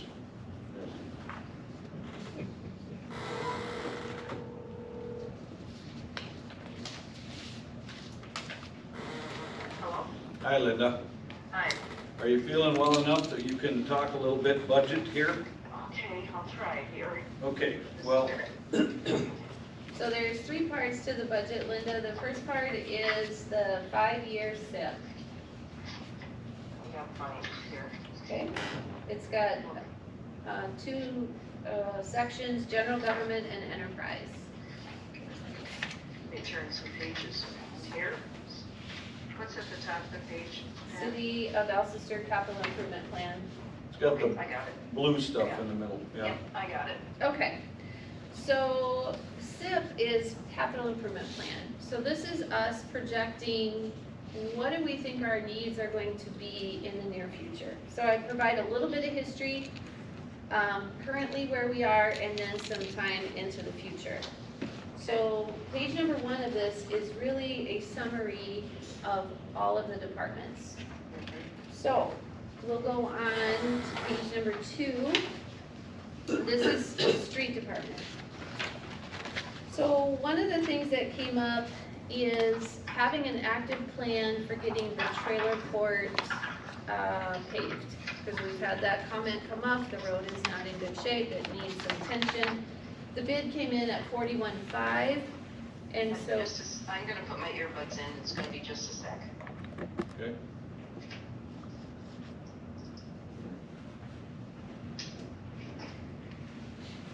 Okay, I got them. Okay, perfect. Okay, so the bid came in to do the whole trailer court at 41.5. I did not have enough funds in my current budget to do the whole court in one shot. So it was budget committee's recommendation to split it out into 2 pieces. And so that's where that comes. So. Okay, where's that one at? I'm missing. I don't see what it says. Second page. Yeah, where does it say does it say specifically that? That's what I was looking for. Street improvements, paved road, trailer park, second line. Oh, I see it now. Okay, got it. Okay. Another thing that has transpired for street is that our current dump truck that we have, the box is beyond its useful life. It's rusted. Lonnie doesn't feel comfortable even with the structure of the frame underneath it. All that's holding it together right now is the plastic insert that we have in there for snow removal. So I looked online and I looked at just to get an idea of price of a dump truck in our use range, and I estimated about $50,000. Again, I didn't have the funds to do all of that in one shot, so it was my recommendation to do a loan, 5-year loan with the bank here. They quoted me 3.5%, but maybe things will change by the time we actually purchase this, so I went with 4. It's about $1,000 a month, so there's the $12,000 a year. For what, 6 years? 5. Okay. You can see our sweeper bonds. Okay. And the only other thing that's new here is we'd like to get a broom to fit on the front of our skid steer to brush the snow off the sidewalks that we do. And Wow. so that's a $2,000 adventure, which will go in the snow removal budget. Okay. And the last thing, and I've had to put this off for a few years, and I updated my quote because I'm not exactly sure where concrete prices will be. But we do need to put a whole new sidewalk in along the bar, the beauty salon, Pete's Produce. That section there is in really bad shape, especially in front of the beauty salon. And a lot of her patrons are older. Now, Diane Ronning has talked to me. She is very much on board. So the bar will pick up about 65% of the cost of the project. Diane would have her percentage based on square foot, front square foot, and then Pete's Produce would have the rest. So of a $30,000 project, I'm estimating 19.5 as the city. Okay. And this has been on the works for a couple Yeah. years. I just haven't been able to do it. Yep, okay. Any questions on streets? No. Just a bit of information, the street improvements in the trailer park, we would be doing the north-south streets on each end.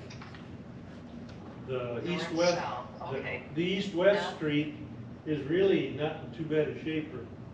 Okay. And that's the only one I have got complaints about is the north-south. Yep. Okay. All right. Any questions on street for anyone? Okay. Police department, this is where Austin talked about the radios and then also the radio for 2023. Our pickup got paid off this year, the Charger will get paid off in 2023, so we still have 2 more loan payments on that. Austin did put in his list request, he'd like to get a rifle and some ammo for that. He'd like to get 2 new breathalyzers. We are just assuming our employee will need to be fitted for a vest. And he also said we probably just need to budget tires the pickup every year, but the car every other year. So in 2022, it will be the car. Okay. And then he'd like to get some electronics mounted in his office, and this would be a big screen TV for all the security camera information to go up on that, instead of taking room on his desktop monitor. Okay. That's wise. So, any questions on police? Well, Austin had talked to me that they got some radios in 2020 that they put in a rush for. So they could get COVID money to pay for that. Right, And they got that. yeah, And then, so then he thought that money that they used for that should replace the money we were going to use. And there should be money left to pay for these new radios. Is that the case? yeah, we had it budgeted for him to get the radios in 2021. Okay, so, but he got it in 2020, right? They placed the order in 2020, but the radios didn't. But didn't COVID money pay for that? COVID money paid for the new body cams. Okay, all right, thank you. Any other questions on police? For finance office, my big expenditure is the audit that I have annually. Election booths, I did not have an election, so I did have it in the budget for last year, for 2021, I didn't buy them. If I'm going to have an election in 22, I will purchase them. The item that I would like to do is, in case we, as a city council, I think it would be wise for us to have a TV and a new conference phone, and to also be able to project things on a screen. So if somebody came in and wanted to do a presentation, or city employees wanted to share things with you, you would have that ability. So I know that 5,000 is high, but I also wanted to make sure that that would be enough.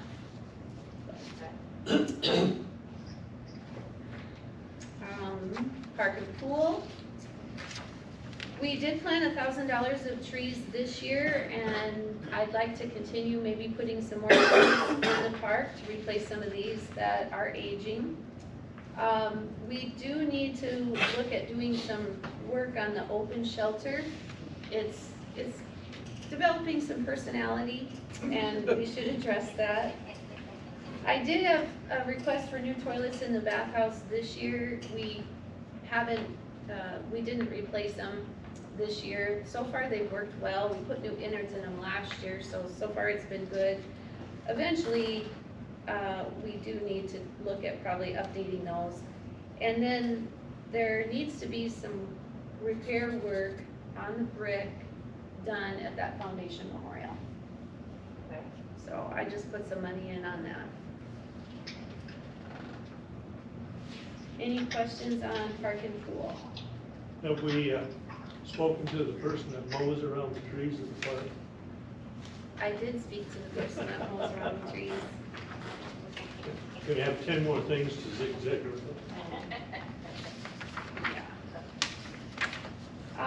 With respect to the golf course, and now this is going to be golf and community center. I'm going to assume that all of our major expenses for the community center will be completed by 2021. So anything now in the future for 2022 and beyond will all be under one heading. So for 2021, we have the 2 new golf carts, irrigation head, and, or I'm sorry, for 2022, we have 2 new golf carts. We are going to have to purchase some sort of a point of sale system.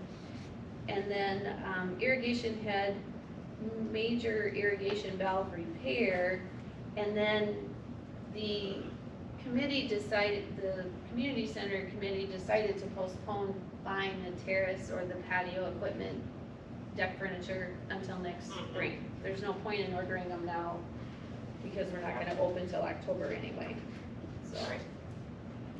So any questions on that? Just a point of information, we don't get new golf carts. We get ones that are used 2 or 3 years old, updating the ones that we have by 5 or 6 years. Okay. For the wastewater plant, I don't have a handle how much we're going to be spending on the wastewater plant on this $3 to $5 million plant upgrade. I don't know when the expenses are going to be coming in.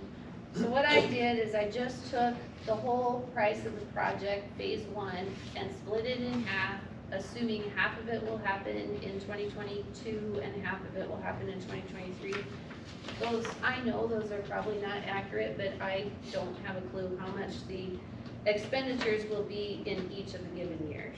So, and then the only other expense there is our audit and the sewer bond. The water department, I'd like to move forward on the radio read system. And so I put my latest estimate in there. We have the audit. I need to establish an agreement with a new company for our water tower inspection and water tower maintenance, which will be something that I will be working with you on. The current plan that we have on my agreement with them has expired, and so I need to get a new plan put into place. And then I also... What company is it currently with? Is this with McGuire or? No, it's Alcester Center. Okay. The reason I don't like that company is all they do is they come and do the inspection and then they sub everything else out. And sometimes if there's something that needs to be done, I have to find my own person to do it. I don't wanna work with them anymore. I like this company out of Kentucky, who already came, that's all they do is water towers. And they do water towers all over the continental US. And they've already come and sandblasted and, power washed our tower, it looks great. But I know there's repairs that need to be done on the inside. So I will be talking with them. They're familiar with cities and how that all works, but, so we'll come up with some sort of agreement. And then I know that I put some money in there for making sure our fire hydrants are replaced when they need to be replaced. Just to make sure that they are fully operational. And that's for two. $2,500 for, Okay. $2,500 per hydrant. 2 per year approximately. Okay, okay. All right. How many are in town? Like 40 or 50 of them. Okay. Okay. So the fire department is exercising them for me, and then they let either Pat Cass either lets Lonnie or myself know if there's some that need attention. Okay. Okay. And then the last one is solid waste. Lonnie demoed a front deck mower that mounts on the skid loader. And he used that out at the landfill, and he used it at the drying beds of the sewer beds out there. And he really liked it, and he even got it stuck, and he was able to maneuver himself out of it by pushing the mower down and pulling him, it pulled him back out of the hole. So, and that mower is approximately $3,000. So I put that in solid waste. So all of those items that we just went through then, this is where we start with the budget process. And then all of those items will get transferred over into the individual corresponding items in the budget. I will just talk briefly on the single sheet that says 2022 wages.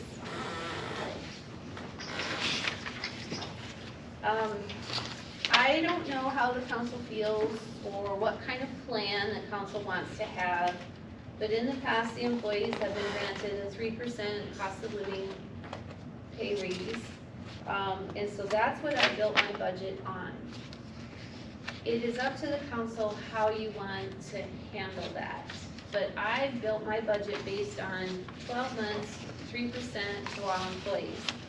If you decide that you'd rather just do the 2% in January and the other 1% as merit after when you do our performance reviews, that's up to you. But I built the budget at 3% effective 12 months. So, and you can see kind of those listed. I have them broken down. Council, your full-time employees, part-time, our community center staff, which at this point it's a little bit of a shot in the dark, and then park and pool. So you guys can kind of digest that. You won't have to make any decisions on that until January. We need to remember that the full-time employees are also getting South Dakota retirement and full insurance if they wish that. For themselves, not their family.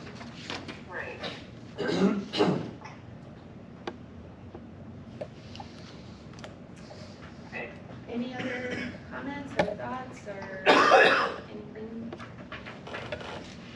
Okay. So the last part of the budget is the thickest part. So this is the actual budget, and page 1 of this budget is absolutely everything combined. It is the general fund items with respect to the enterprise fund items with respect to our revolving loan fund. So the only reason that I like this page there is because it is an all-in-one. It tells you everything off the bat. One requirement when we do budgets is enterprise funds have to have the expenses and the revenues match. General fund is not subject to that. I just can't be in the red. So page 1 is really an overall summary of absolutely everything. As you go through, so page 2 is just water.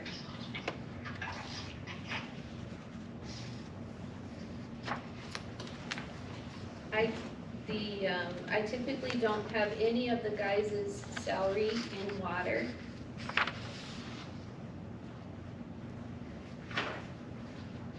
And you'll notice I did put something in there for the radio read meters. I did 119,000 as a reserve for the meters, and I did about 55,000 for contract labor.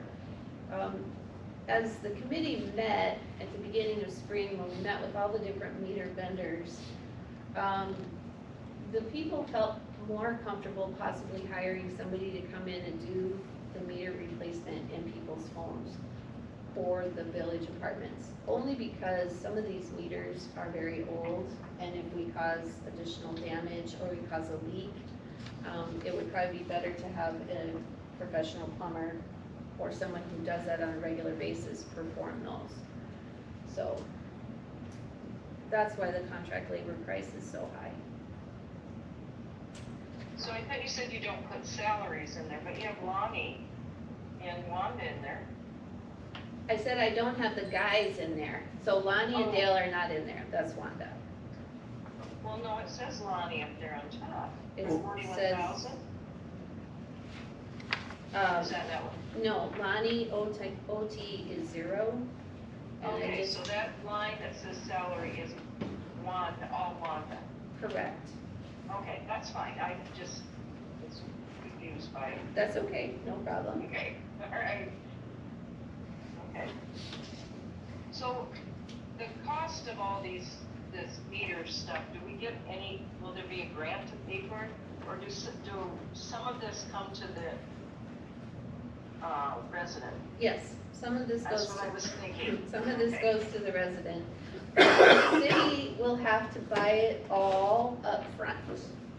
Okay, And then as we get it installed, you know, but it's our recommendation that, when I say our, I presented it to the budget committee, and it was the recommendation that we put a $5 a month surcharge on each patron effective January 1 for 3 years to help pay for the cost of the radio read and or meter.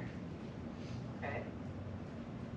So, And that will, then we won't be paying in addition to that, we'll be paying in addition to that for the meter. Some patrons will have, everyone will have to pay $200 to get a radio Okay, read. that's what I thought it was, 200, okay. Yep, and not all patrons will need to have a new meter. If you have a meter that's under 1 million gallons, you probably don't need a meter. But Okay, I do have some people that are well over 1 million and they will need a new meter. but if I was under 1 million and wanted a new meter, at that time I could get it. That is correct. But you would pay for it Yep. yourself. Yes, yeah, okay, and they would tell me the total cost and I would just pay for it. That is Okay. correct. Yep, I just, because there might be some people that would like to do that, I don't know, right. you know. Yeah, I totally get it. So, all right, any questions on water? Okay. Wastewater, again, you'll see the bond or grant or loan proceeds, that's the 2.6. And then at the very bottom of expenses, I did plan analysis of 2.6. Honestly, because I don't know at this point. But the salary expense dealing with wastewater is all of Dale's salary and 3,000 of Lonnie's for overtime. Okay. So.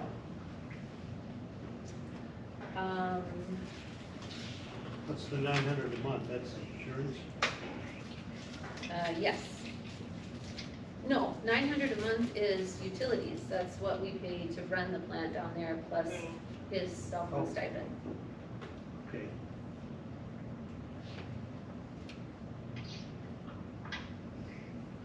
And one thing that's very positive about this sewer plant upgrade is we will get rid of that chemical expense. Right now, that chemical expense I'm projecting is $33,000. So we're gonna get rid of that because we're gonna treat it with, UV. So, that is wastewater. Solid waste. Solid waste is our city utility position, approximately 600 hours. And you'll notice I have the deck mower under equipment purchases. Any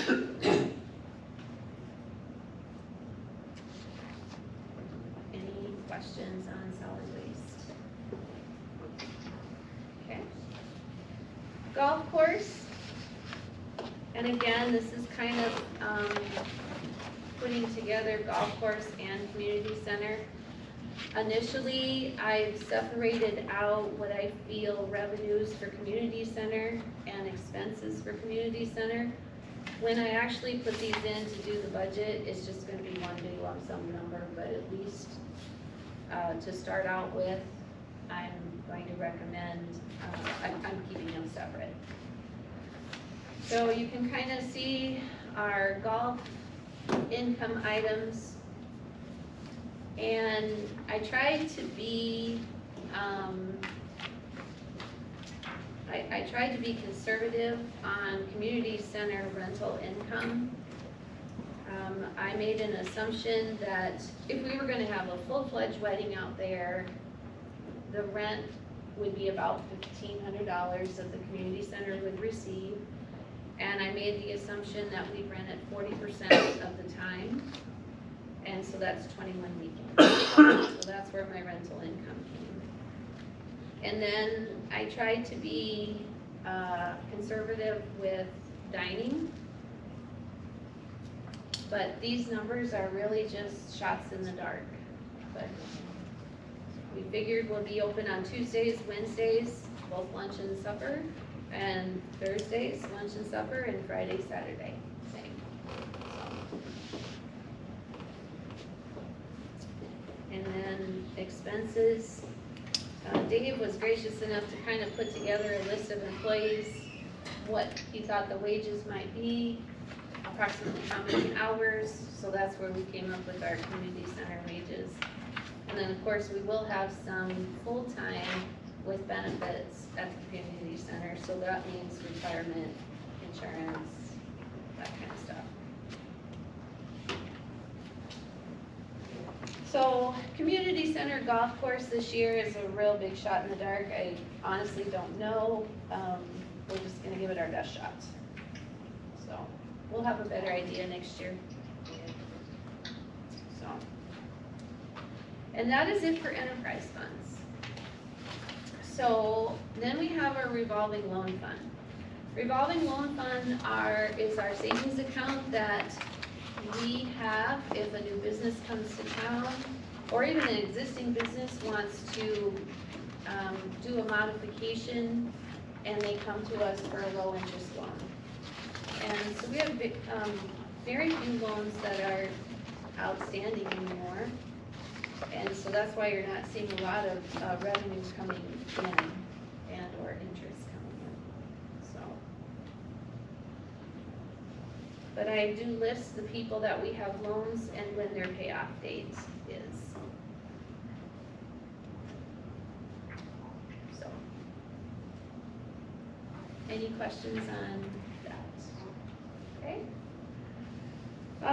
Sales tax is page 7. We are running at basically the same percentage rate that we were in our best year of 2019 or 2018 for sales tax dollars, so I think it's achievable to project an increase. Plus, we're gonna have another business in town that's paying sales tax, which is the community center. So I think that it's realistic to do the 3% growth. We do have some automatic things that are committed with sales tax dollars. One is the new loan for the community center, our equipment bond, and the PD charger. So those are the first items that you see. And then we use the remaining 1% to help fund those special things that come up during the year. So you'll see the terrace furniture in there, the golf carts, the irrigation head, and the valve repair. And that's all I have projected coming out of sales tax. I really did try to leave the sales tax fund alone this year and just really use it for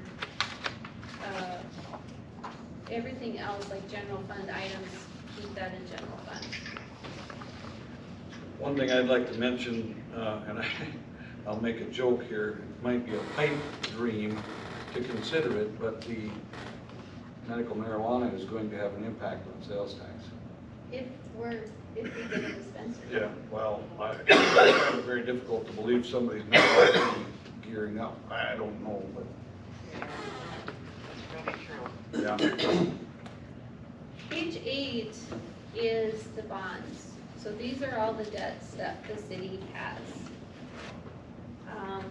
The community center bond is still a little bit out there because we haven't actually closed up the bond yet. The equipment bond, you'll see that. We have our HRC loan that the city pays interest only on. We have the new sewer bond that we recently refinanced, and then the charger, and that's all we have for debt.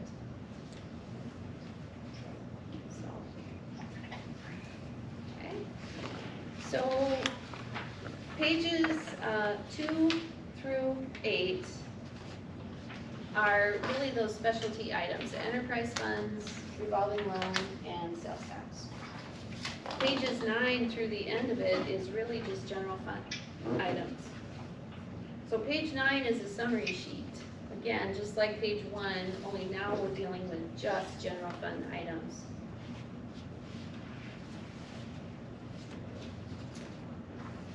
So pages 10 and 11 are income items for general fund. And one significant increase you will notice is property taxes. I asked the county, first I had to verify that the 19% increase was accurate, and she said it is. And I said, why is that? And I believe it is because Alcester was reevaluated last year. Right.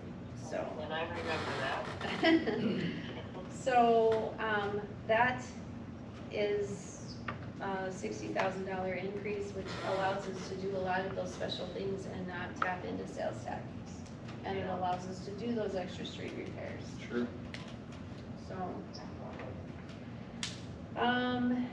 So then we have our license fees, we have grants, and then the county shared money. That's on page 10. And then page 11 are the goods and services. So.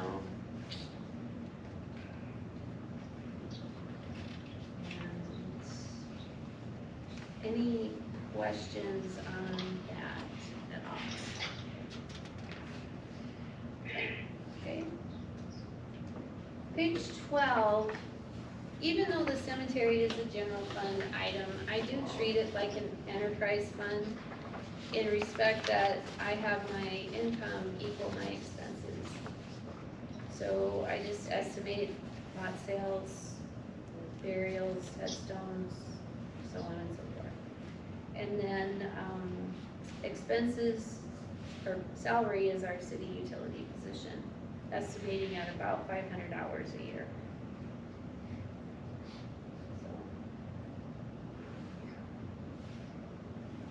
So. Any questions on that? Okay.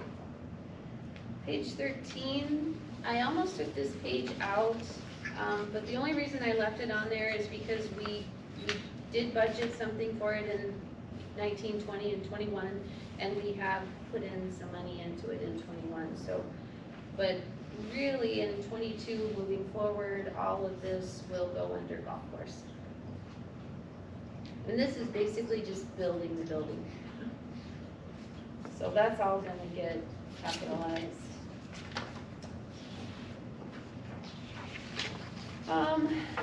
Page 14 is the salaries for council, mayor, and if we have an election, paying our election workers. I am making a suggestion that if we do have election workers, that we up their pay to $250 for the day. It's a big day, it's 13 hours. And then the new election moves, and then miscellaneous supplies that are needed if we do have an election. Part of their duties as an election worker is to go to a training session, right? We do the training session in-house, yeah. Which that still takes some time. It does. Do they get paid for that then? No, it's just part of being an election worker. And that's on a separate day that they do that though, right? Typically, yep, the same week, Okay. but yeah, we might get together. If the election is on Tuesday, like it typically is, we might get together on Monday, or we might get together the Friday before. So how long does that usually take then? Well, So I assume it's something you listen to, or? no, we have an agenda and we talk about things, and I tell them what I will provide for them and what they need to bring. I mean, most of my election workers have all been people that have done it for, 30 years, so it's really just talking about what's new. I don't know that I'm gonna have the luxury of having those same people, so we might have all new people. So that might be a little bit different. Oh, go ahead. Are you talking to me? Yeah. I did not mean to make a sound. Okay. Sorry. No, you're fine. Page 15 is attorney, fire, civil defense, and ambulance. So.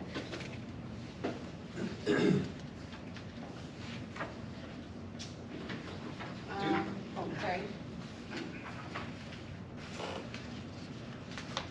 Oh, sorry, for civil defense, you're wondering why that went up to 2,800?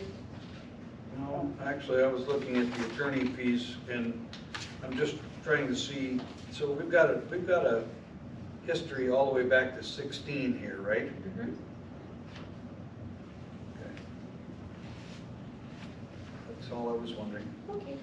I mean, I could go back more, I have those columns hidden, but, I would like to talk to you about that maybe Okay. later. all right, no worries.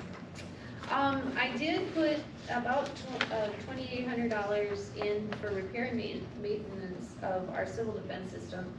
I know earlier in the year, Axel talked to me and said we are gonna have to do some tweaking or some upgrading to the siren down at the fire hall. So he didn't have a price for me, so I just put that number in there. So we will have some repairs in 2022. I'm just not sure of the cost at this time.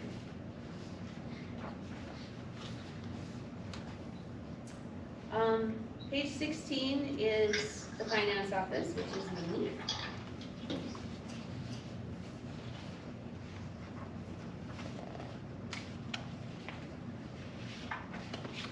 I did leave a little bit in there for an equipment purchase, which would be, if we get some sort of a sign that says City Hall. And either put on the building, put on those posts in front of those bushes. I do have the one here, I would just need to mount it with some cabling or some, not string. The string broke in the winter months, so.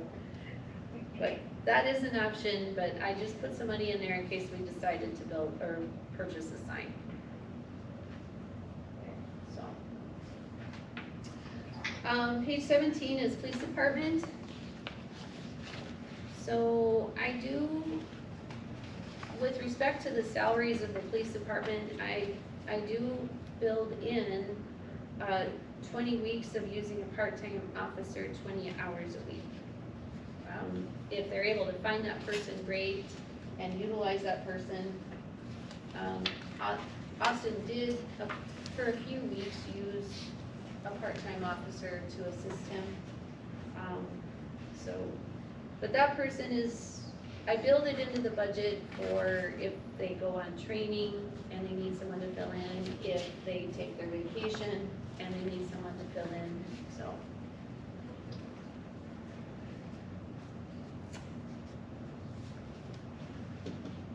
And I did break down what the equipment purchase is, which you know is from the SIP, so all those items are listed.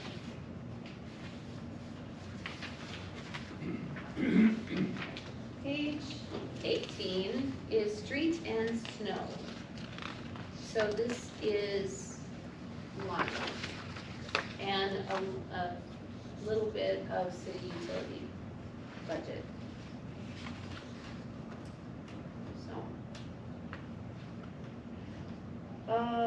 And you'll notice my street improvements is the asphalt for the trailer park, the sidewalk, and chip sealing.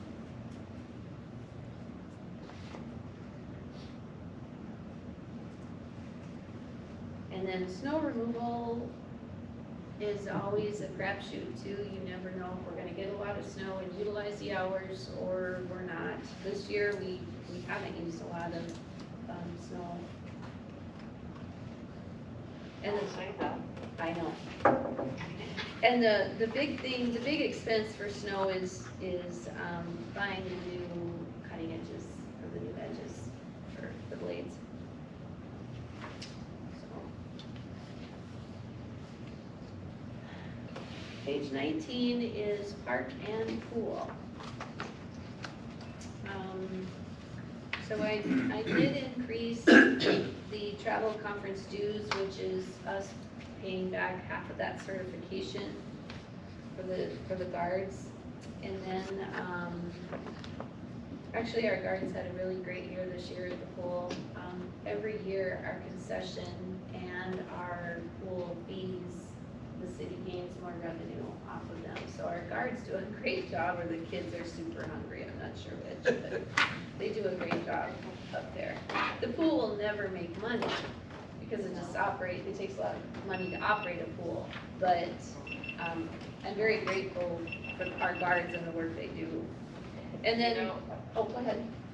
I noticed on Sioux Falls Station, they talked about giving bonuses to returning lifeguards. Okay. Because they're having so much trouble up there getting them, and, you know, maybe that's something we might have to consider if we ever start having trouble with it. Okay. Well, of the guards, we did our family supper, or not a family supper, but just an employee supper, and I think we only had one guard that's not coming back. Oh, well then we're perfect. One or two. Carly's not, and Who did you say? Carly. Oh, Carly she was a is not. question mark. Oh, okay, maybe she'll She come. might do part of a season here. Okay, I think we had one, possibly no, yeah, and the rest were question marks or yes. yeah. So that is a question we always ask when we have that little supper with the guards, is who's gonna come back? And then Wanda will start counting them in January. All right. The park is approximately 300 hours a year. That is the mowing of the city park as well as all the outlying lots that we have. And then, of course, under equipment purchase, I built in those items: new trees, new toilets, the brick repair, and the shelter repair. And we don't give him a raise at all? He gets the 3% every year. Is it? Okay, I'm not seeing that. It said 35.55 for salary, both in 2021 and 2022. Correct, but he's not gonna hit it this year. I mean, he got the raise, but he's not gonna hit $3,500. So he's not gonna get that, okay, got it. Yeah, so. I get it.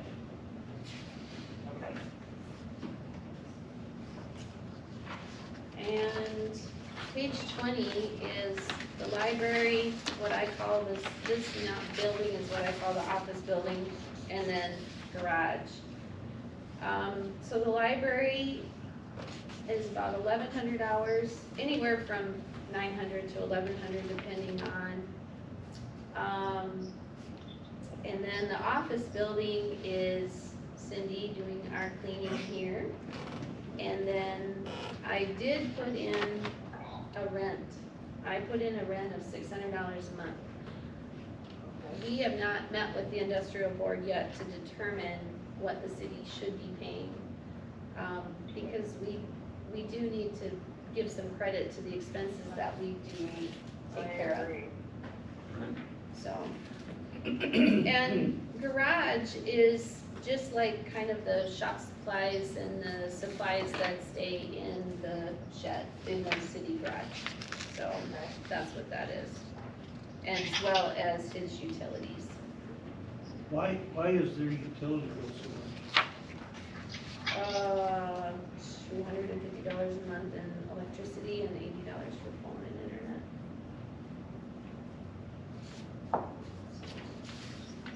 It did help a bunch when they replaced all the lights, this style of light, and went to the LEDs. It was a definite drop. And they may not hit the $3,900 this year. They're at $1,900 and 7/12 of the year. So. And then the last item is expenses associated with the liquor store. One item I forgot to mention, it's my recommendation that we increase the rent charge to the liquor store. I usually do it every third year. If she would have been eligible for a rent increase last year, but with COVID, I didn't do it into this year. But now I feel that in 2022, we should increase her rent. From what to what? She's $1,350 now. I'm recommending $1,400. Where is that? It's a general fund income item, and it's on page 11. And miscellaneous revenue under rentals.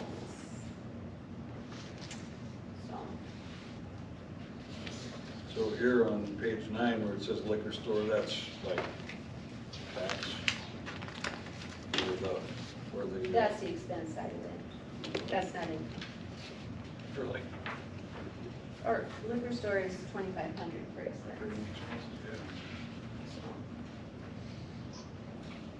Back to the office building, can I? Yes. There was something in our packet about a new door, or maybe it wasn't in our packet, I'm sorry. No, it was. A text about the new door, is that in here at all? No, because I was hoping that would be an expense in We'll get it in 2021. 2021? Yeah, Okay. but it's tabled until the September 20th meeting. Okay, all right, I just wondered about that one. One of the things that was brought up, I believe Curtis mentioned it, and it was a good point, was to get a second bid, if you will, if we can do that. So at least we're giving ourselves a couple weeks to try to get that information, Linda, Okay. and then. That sounds good. That sounds reasonable. So Linda, you don't have this in your packet, and I will email it to you, so you'll have it tomorrow. But Okay. the item that the rest of the council members have is the actual ordinance, which will be posted or published in the paper when this is passed. This is Okay. the format that is required for budget. Okay. And this is what you would approve. And basically, all of these numbers come from the budget. These numbers Okay. match everything that we just went over. Okay. Any questions about anything pertaining to the budget?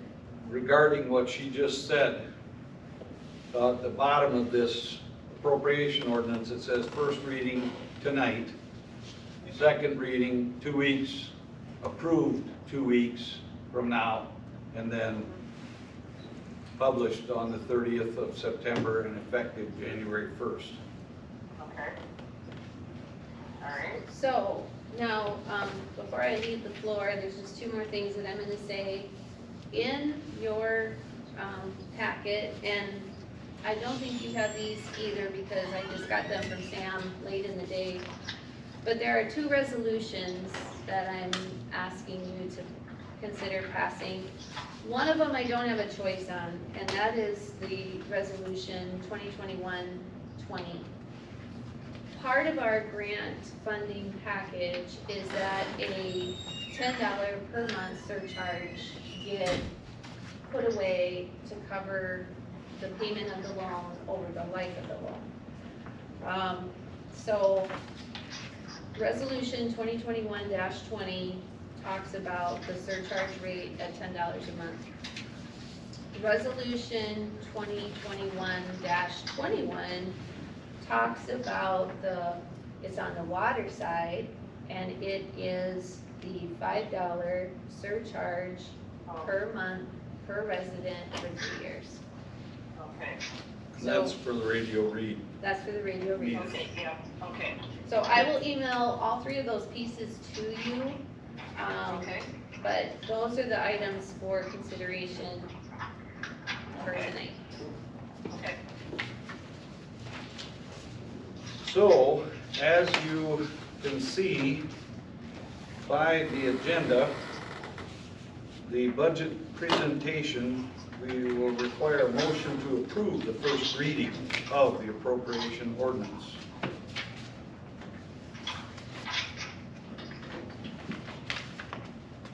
I'll make a motion to approve the first reading of the City of Alcester 2022 appropriation ordinance. I'll second it. Motion has been made and seconded. Is there any discussion at this time?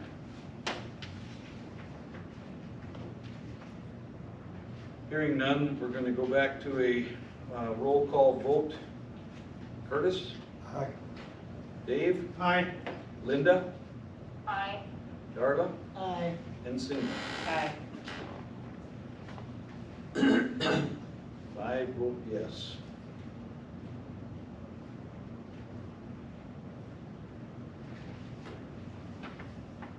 All we're committing to is the first reading, right? Correct. And the second reading, there will be fine tuned then at that time, is that what the idea of that process? In theory, yeah, we could make Just curious. changes, yeah. The thing about a first and second reading is you can't make any substantial changes.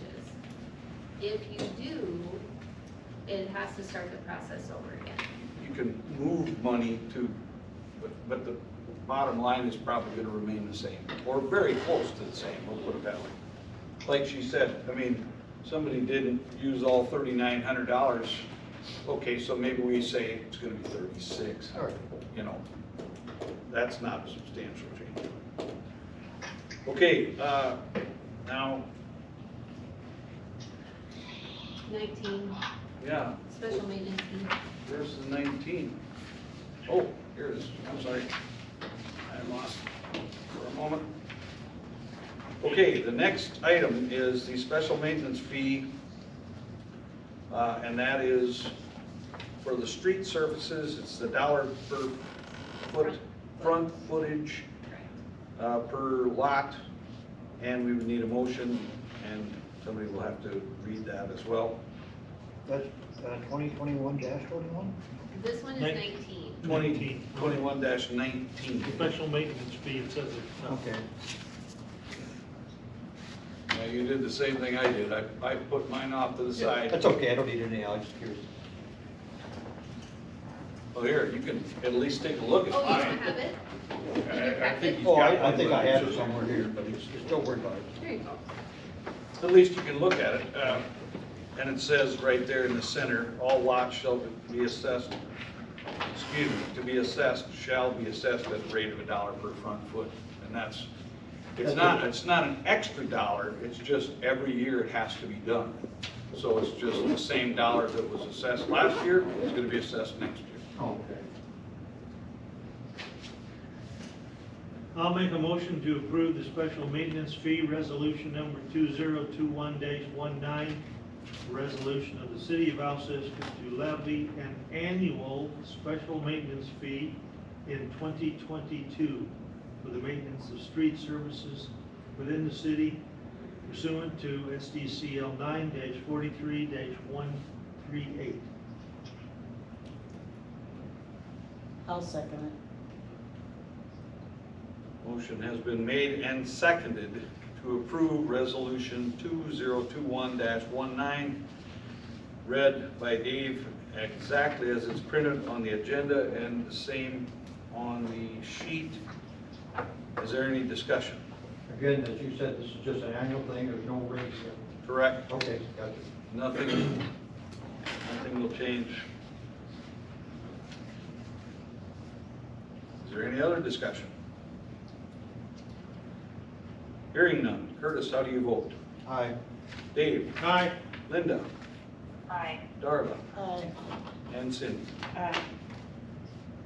Yes, passes. Now we move on to 2021-20, and that is the $10, right? Am I looking at this right? Yeah.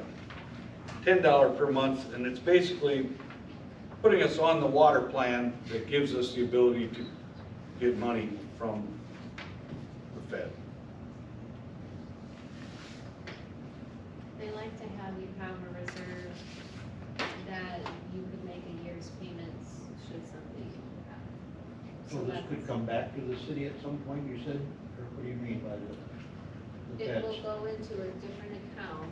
Yeah. We'll collect it, and then we have to have, it's part of our agreement to receive the money. Yeah, in order for us to get money from Right. them, Okay. we have to follow certain guidelines. Right, but that's gonna cost each person then $10 a month. Correct. Each house, each house. Each household, Yep. yeah, right. Until the loan is paid off. I see there's another one coming too, do people kind of know that's coming down the road, or? is it- Yeah. This one, the $10 one has been talked about, since we started the sewer plant upgrade. Plus, they'll still get a water or a sewer increase, correct? No, They we won't did the sewer increase in the beginning of this year, and I've been putting that money aside. Oh, okay. So that's in the sewer that won't be reserve another as well. charge. Then our rate will be where it needs to be for this grant.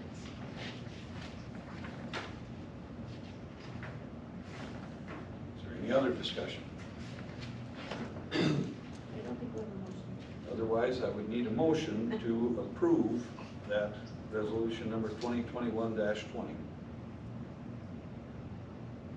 I'll make a motion to approve the wastewater surcharge resolution number 2021-20,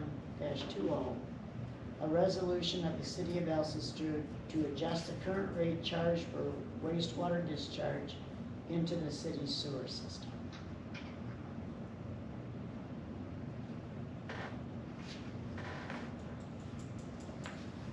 Seconded.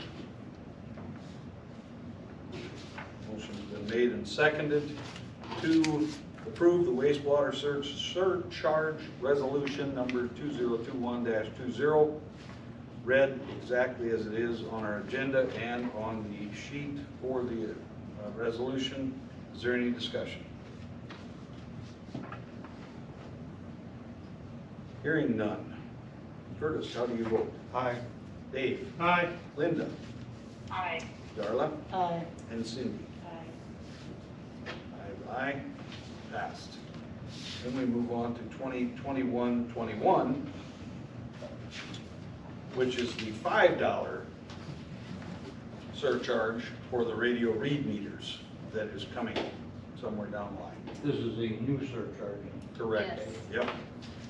It is something that we had discussed when we started talking about the radio read meters. We talked about the fact that this probably would have to be done, but it was never put on paper like this, so.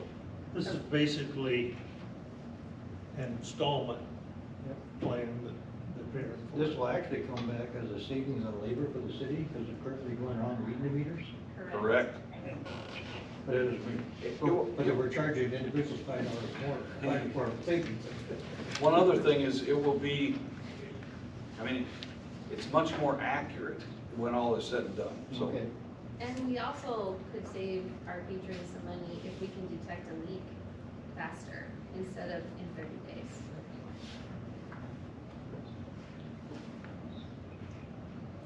So, we would need a motion and a second, so on. I'll make a motion to approve the water surcharge resolution number 2021-21, a resolution of the city of Alcester to adjust the current rates charged for usage of the city's water system.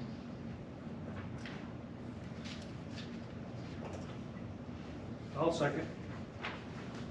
Motion has been made and seconded to approve the water surcharge resolution number 2021-21, read exactly as it was printed on the sheet, the resolution sheet. Is there any discussion? These will need to be published, correct? Yes. Do you think at the same time they're published, there should maybe be an article put in the paper explaining what the, and I know it says it, but it'd be maybe a little more explanation. Simply. Might not, Simply. yeah, it might not be a bad idea. You know, okay, the $5 a month is gonna pay for your radio read equipment. Over $10 time. a month is gonna allow us to get, Our sewer system. upgrade to our sewer system and have 71% of it paid for Forgive with me. a grant. Yeah, I think that's a good idea too. Because they're not gonna like it. No, we're not. I don't like it, I don't know about you. No. But I wanna get my wastewater out of my house. it would really be good if it, kept going downhill. Okay, is there any other discussion? Hearing none. Curtis, how do you vote? Aye. And Dave? Aye. Linda? Aye. Darla? Aye. And Cindy? Aye. I vote aye. 2021-21 passes. Reminders and updates. We have a homecoming this Friday, no, next Friday, excuse me, 17th. Fall cleanup is the 20th of September through October 3rd Yes. with the same roll-offs that are going to be over across from what used to be the auditorium. Correct. And Meals on Wheels. The council volunteers are responsible for September 7th through October 1st. We just put that on there if anyone would like to volunteer. The city employees do it probably 4 or 5 times a year. We have it a week long. I didn't know if any city employee or city council members would be interested in delivering one day. So, if you are, talk to Wanda, but that's the week we have it. So, it takes about 45 minutes. We meet at 11:30 at the senior center, and you're usually done delivering by 12:15. And you have like a map. Not a map, you have addresses. And- But Okay, if you go with the city employee, they know all they'll know, the yeah, addresses. okay. That's kind of a cool deal. It is, it's nice. The people love seeing the different people deliver. They'll ask who you're with.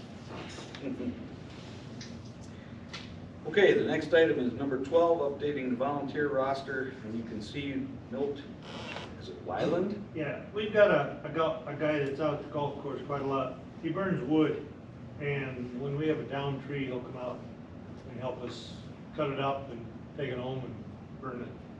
So I'd like to have him on the volunteer list at the golf course. Now I'll make a motion to add Milt Wyland to that list. I'll second it. Motion's been made and seconded to add Milt Wyland to the volunteer roster for workers' compensation at the golf course. Is there any discussion? Hearing none. All in favor? Aye. Aye. Opposed? I vote aye. The next item is executive session for personnel, looks like. I would like an executive session. Okay, That'll be brief. we would need a motion. Is that for personnel too, Sam? Yeah. Okay. Personnel and we'll call it consultation. Legal. So then it would be 1-25-2-1 and Three? Three? We don't have to come back out and go back in? No. Okay, I would need a motion and a second. I'll make a motion to enter into executive session pursuant to SDCL 1-25-2-1 and -3. I'll second. Motion has been made and seconded to go into executive session pursuant to SDCL 1-25-2-1 and -3. Is there any discussion? Hearing none. All in favor? Aye. Opposed? Aye. Oh, I'm sorry, opposed?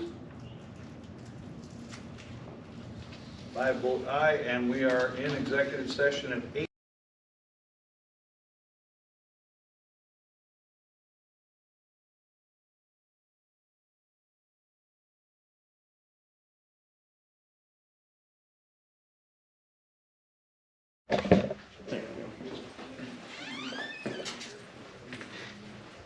One minute. Thank you.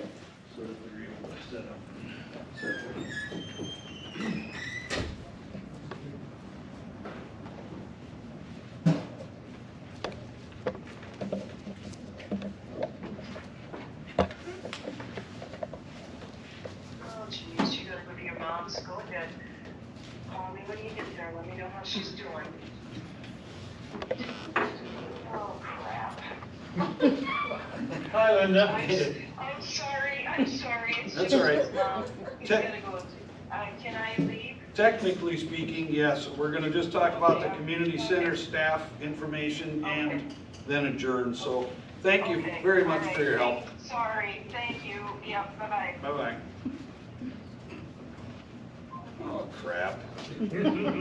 So, I'm calling us out of executive session at 9:42 PM. And we will move on to item 14, Alcester Community Center staff. Well, we had a meeting today with the contractor, and he's projecting, I think, completion date of October 18th, or October 20th. And we would like to start making some offers to some people. So I guess this would be, we've kind of got some parameters from the budget as far as costs. There was some names we saw in there. Salaries. Yep.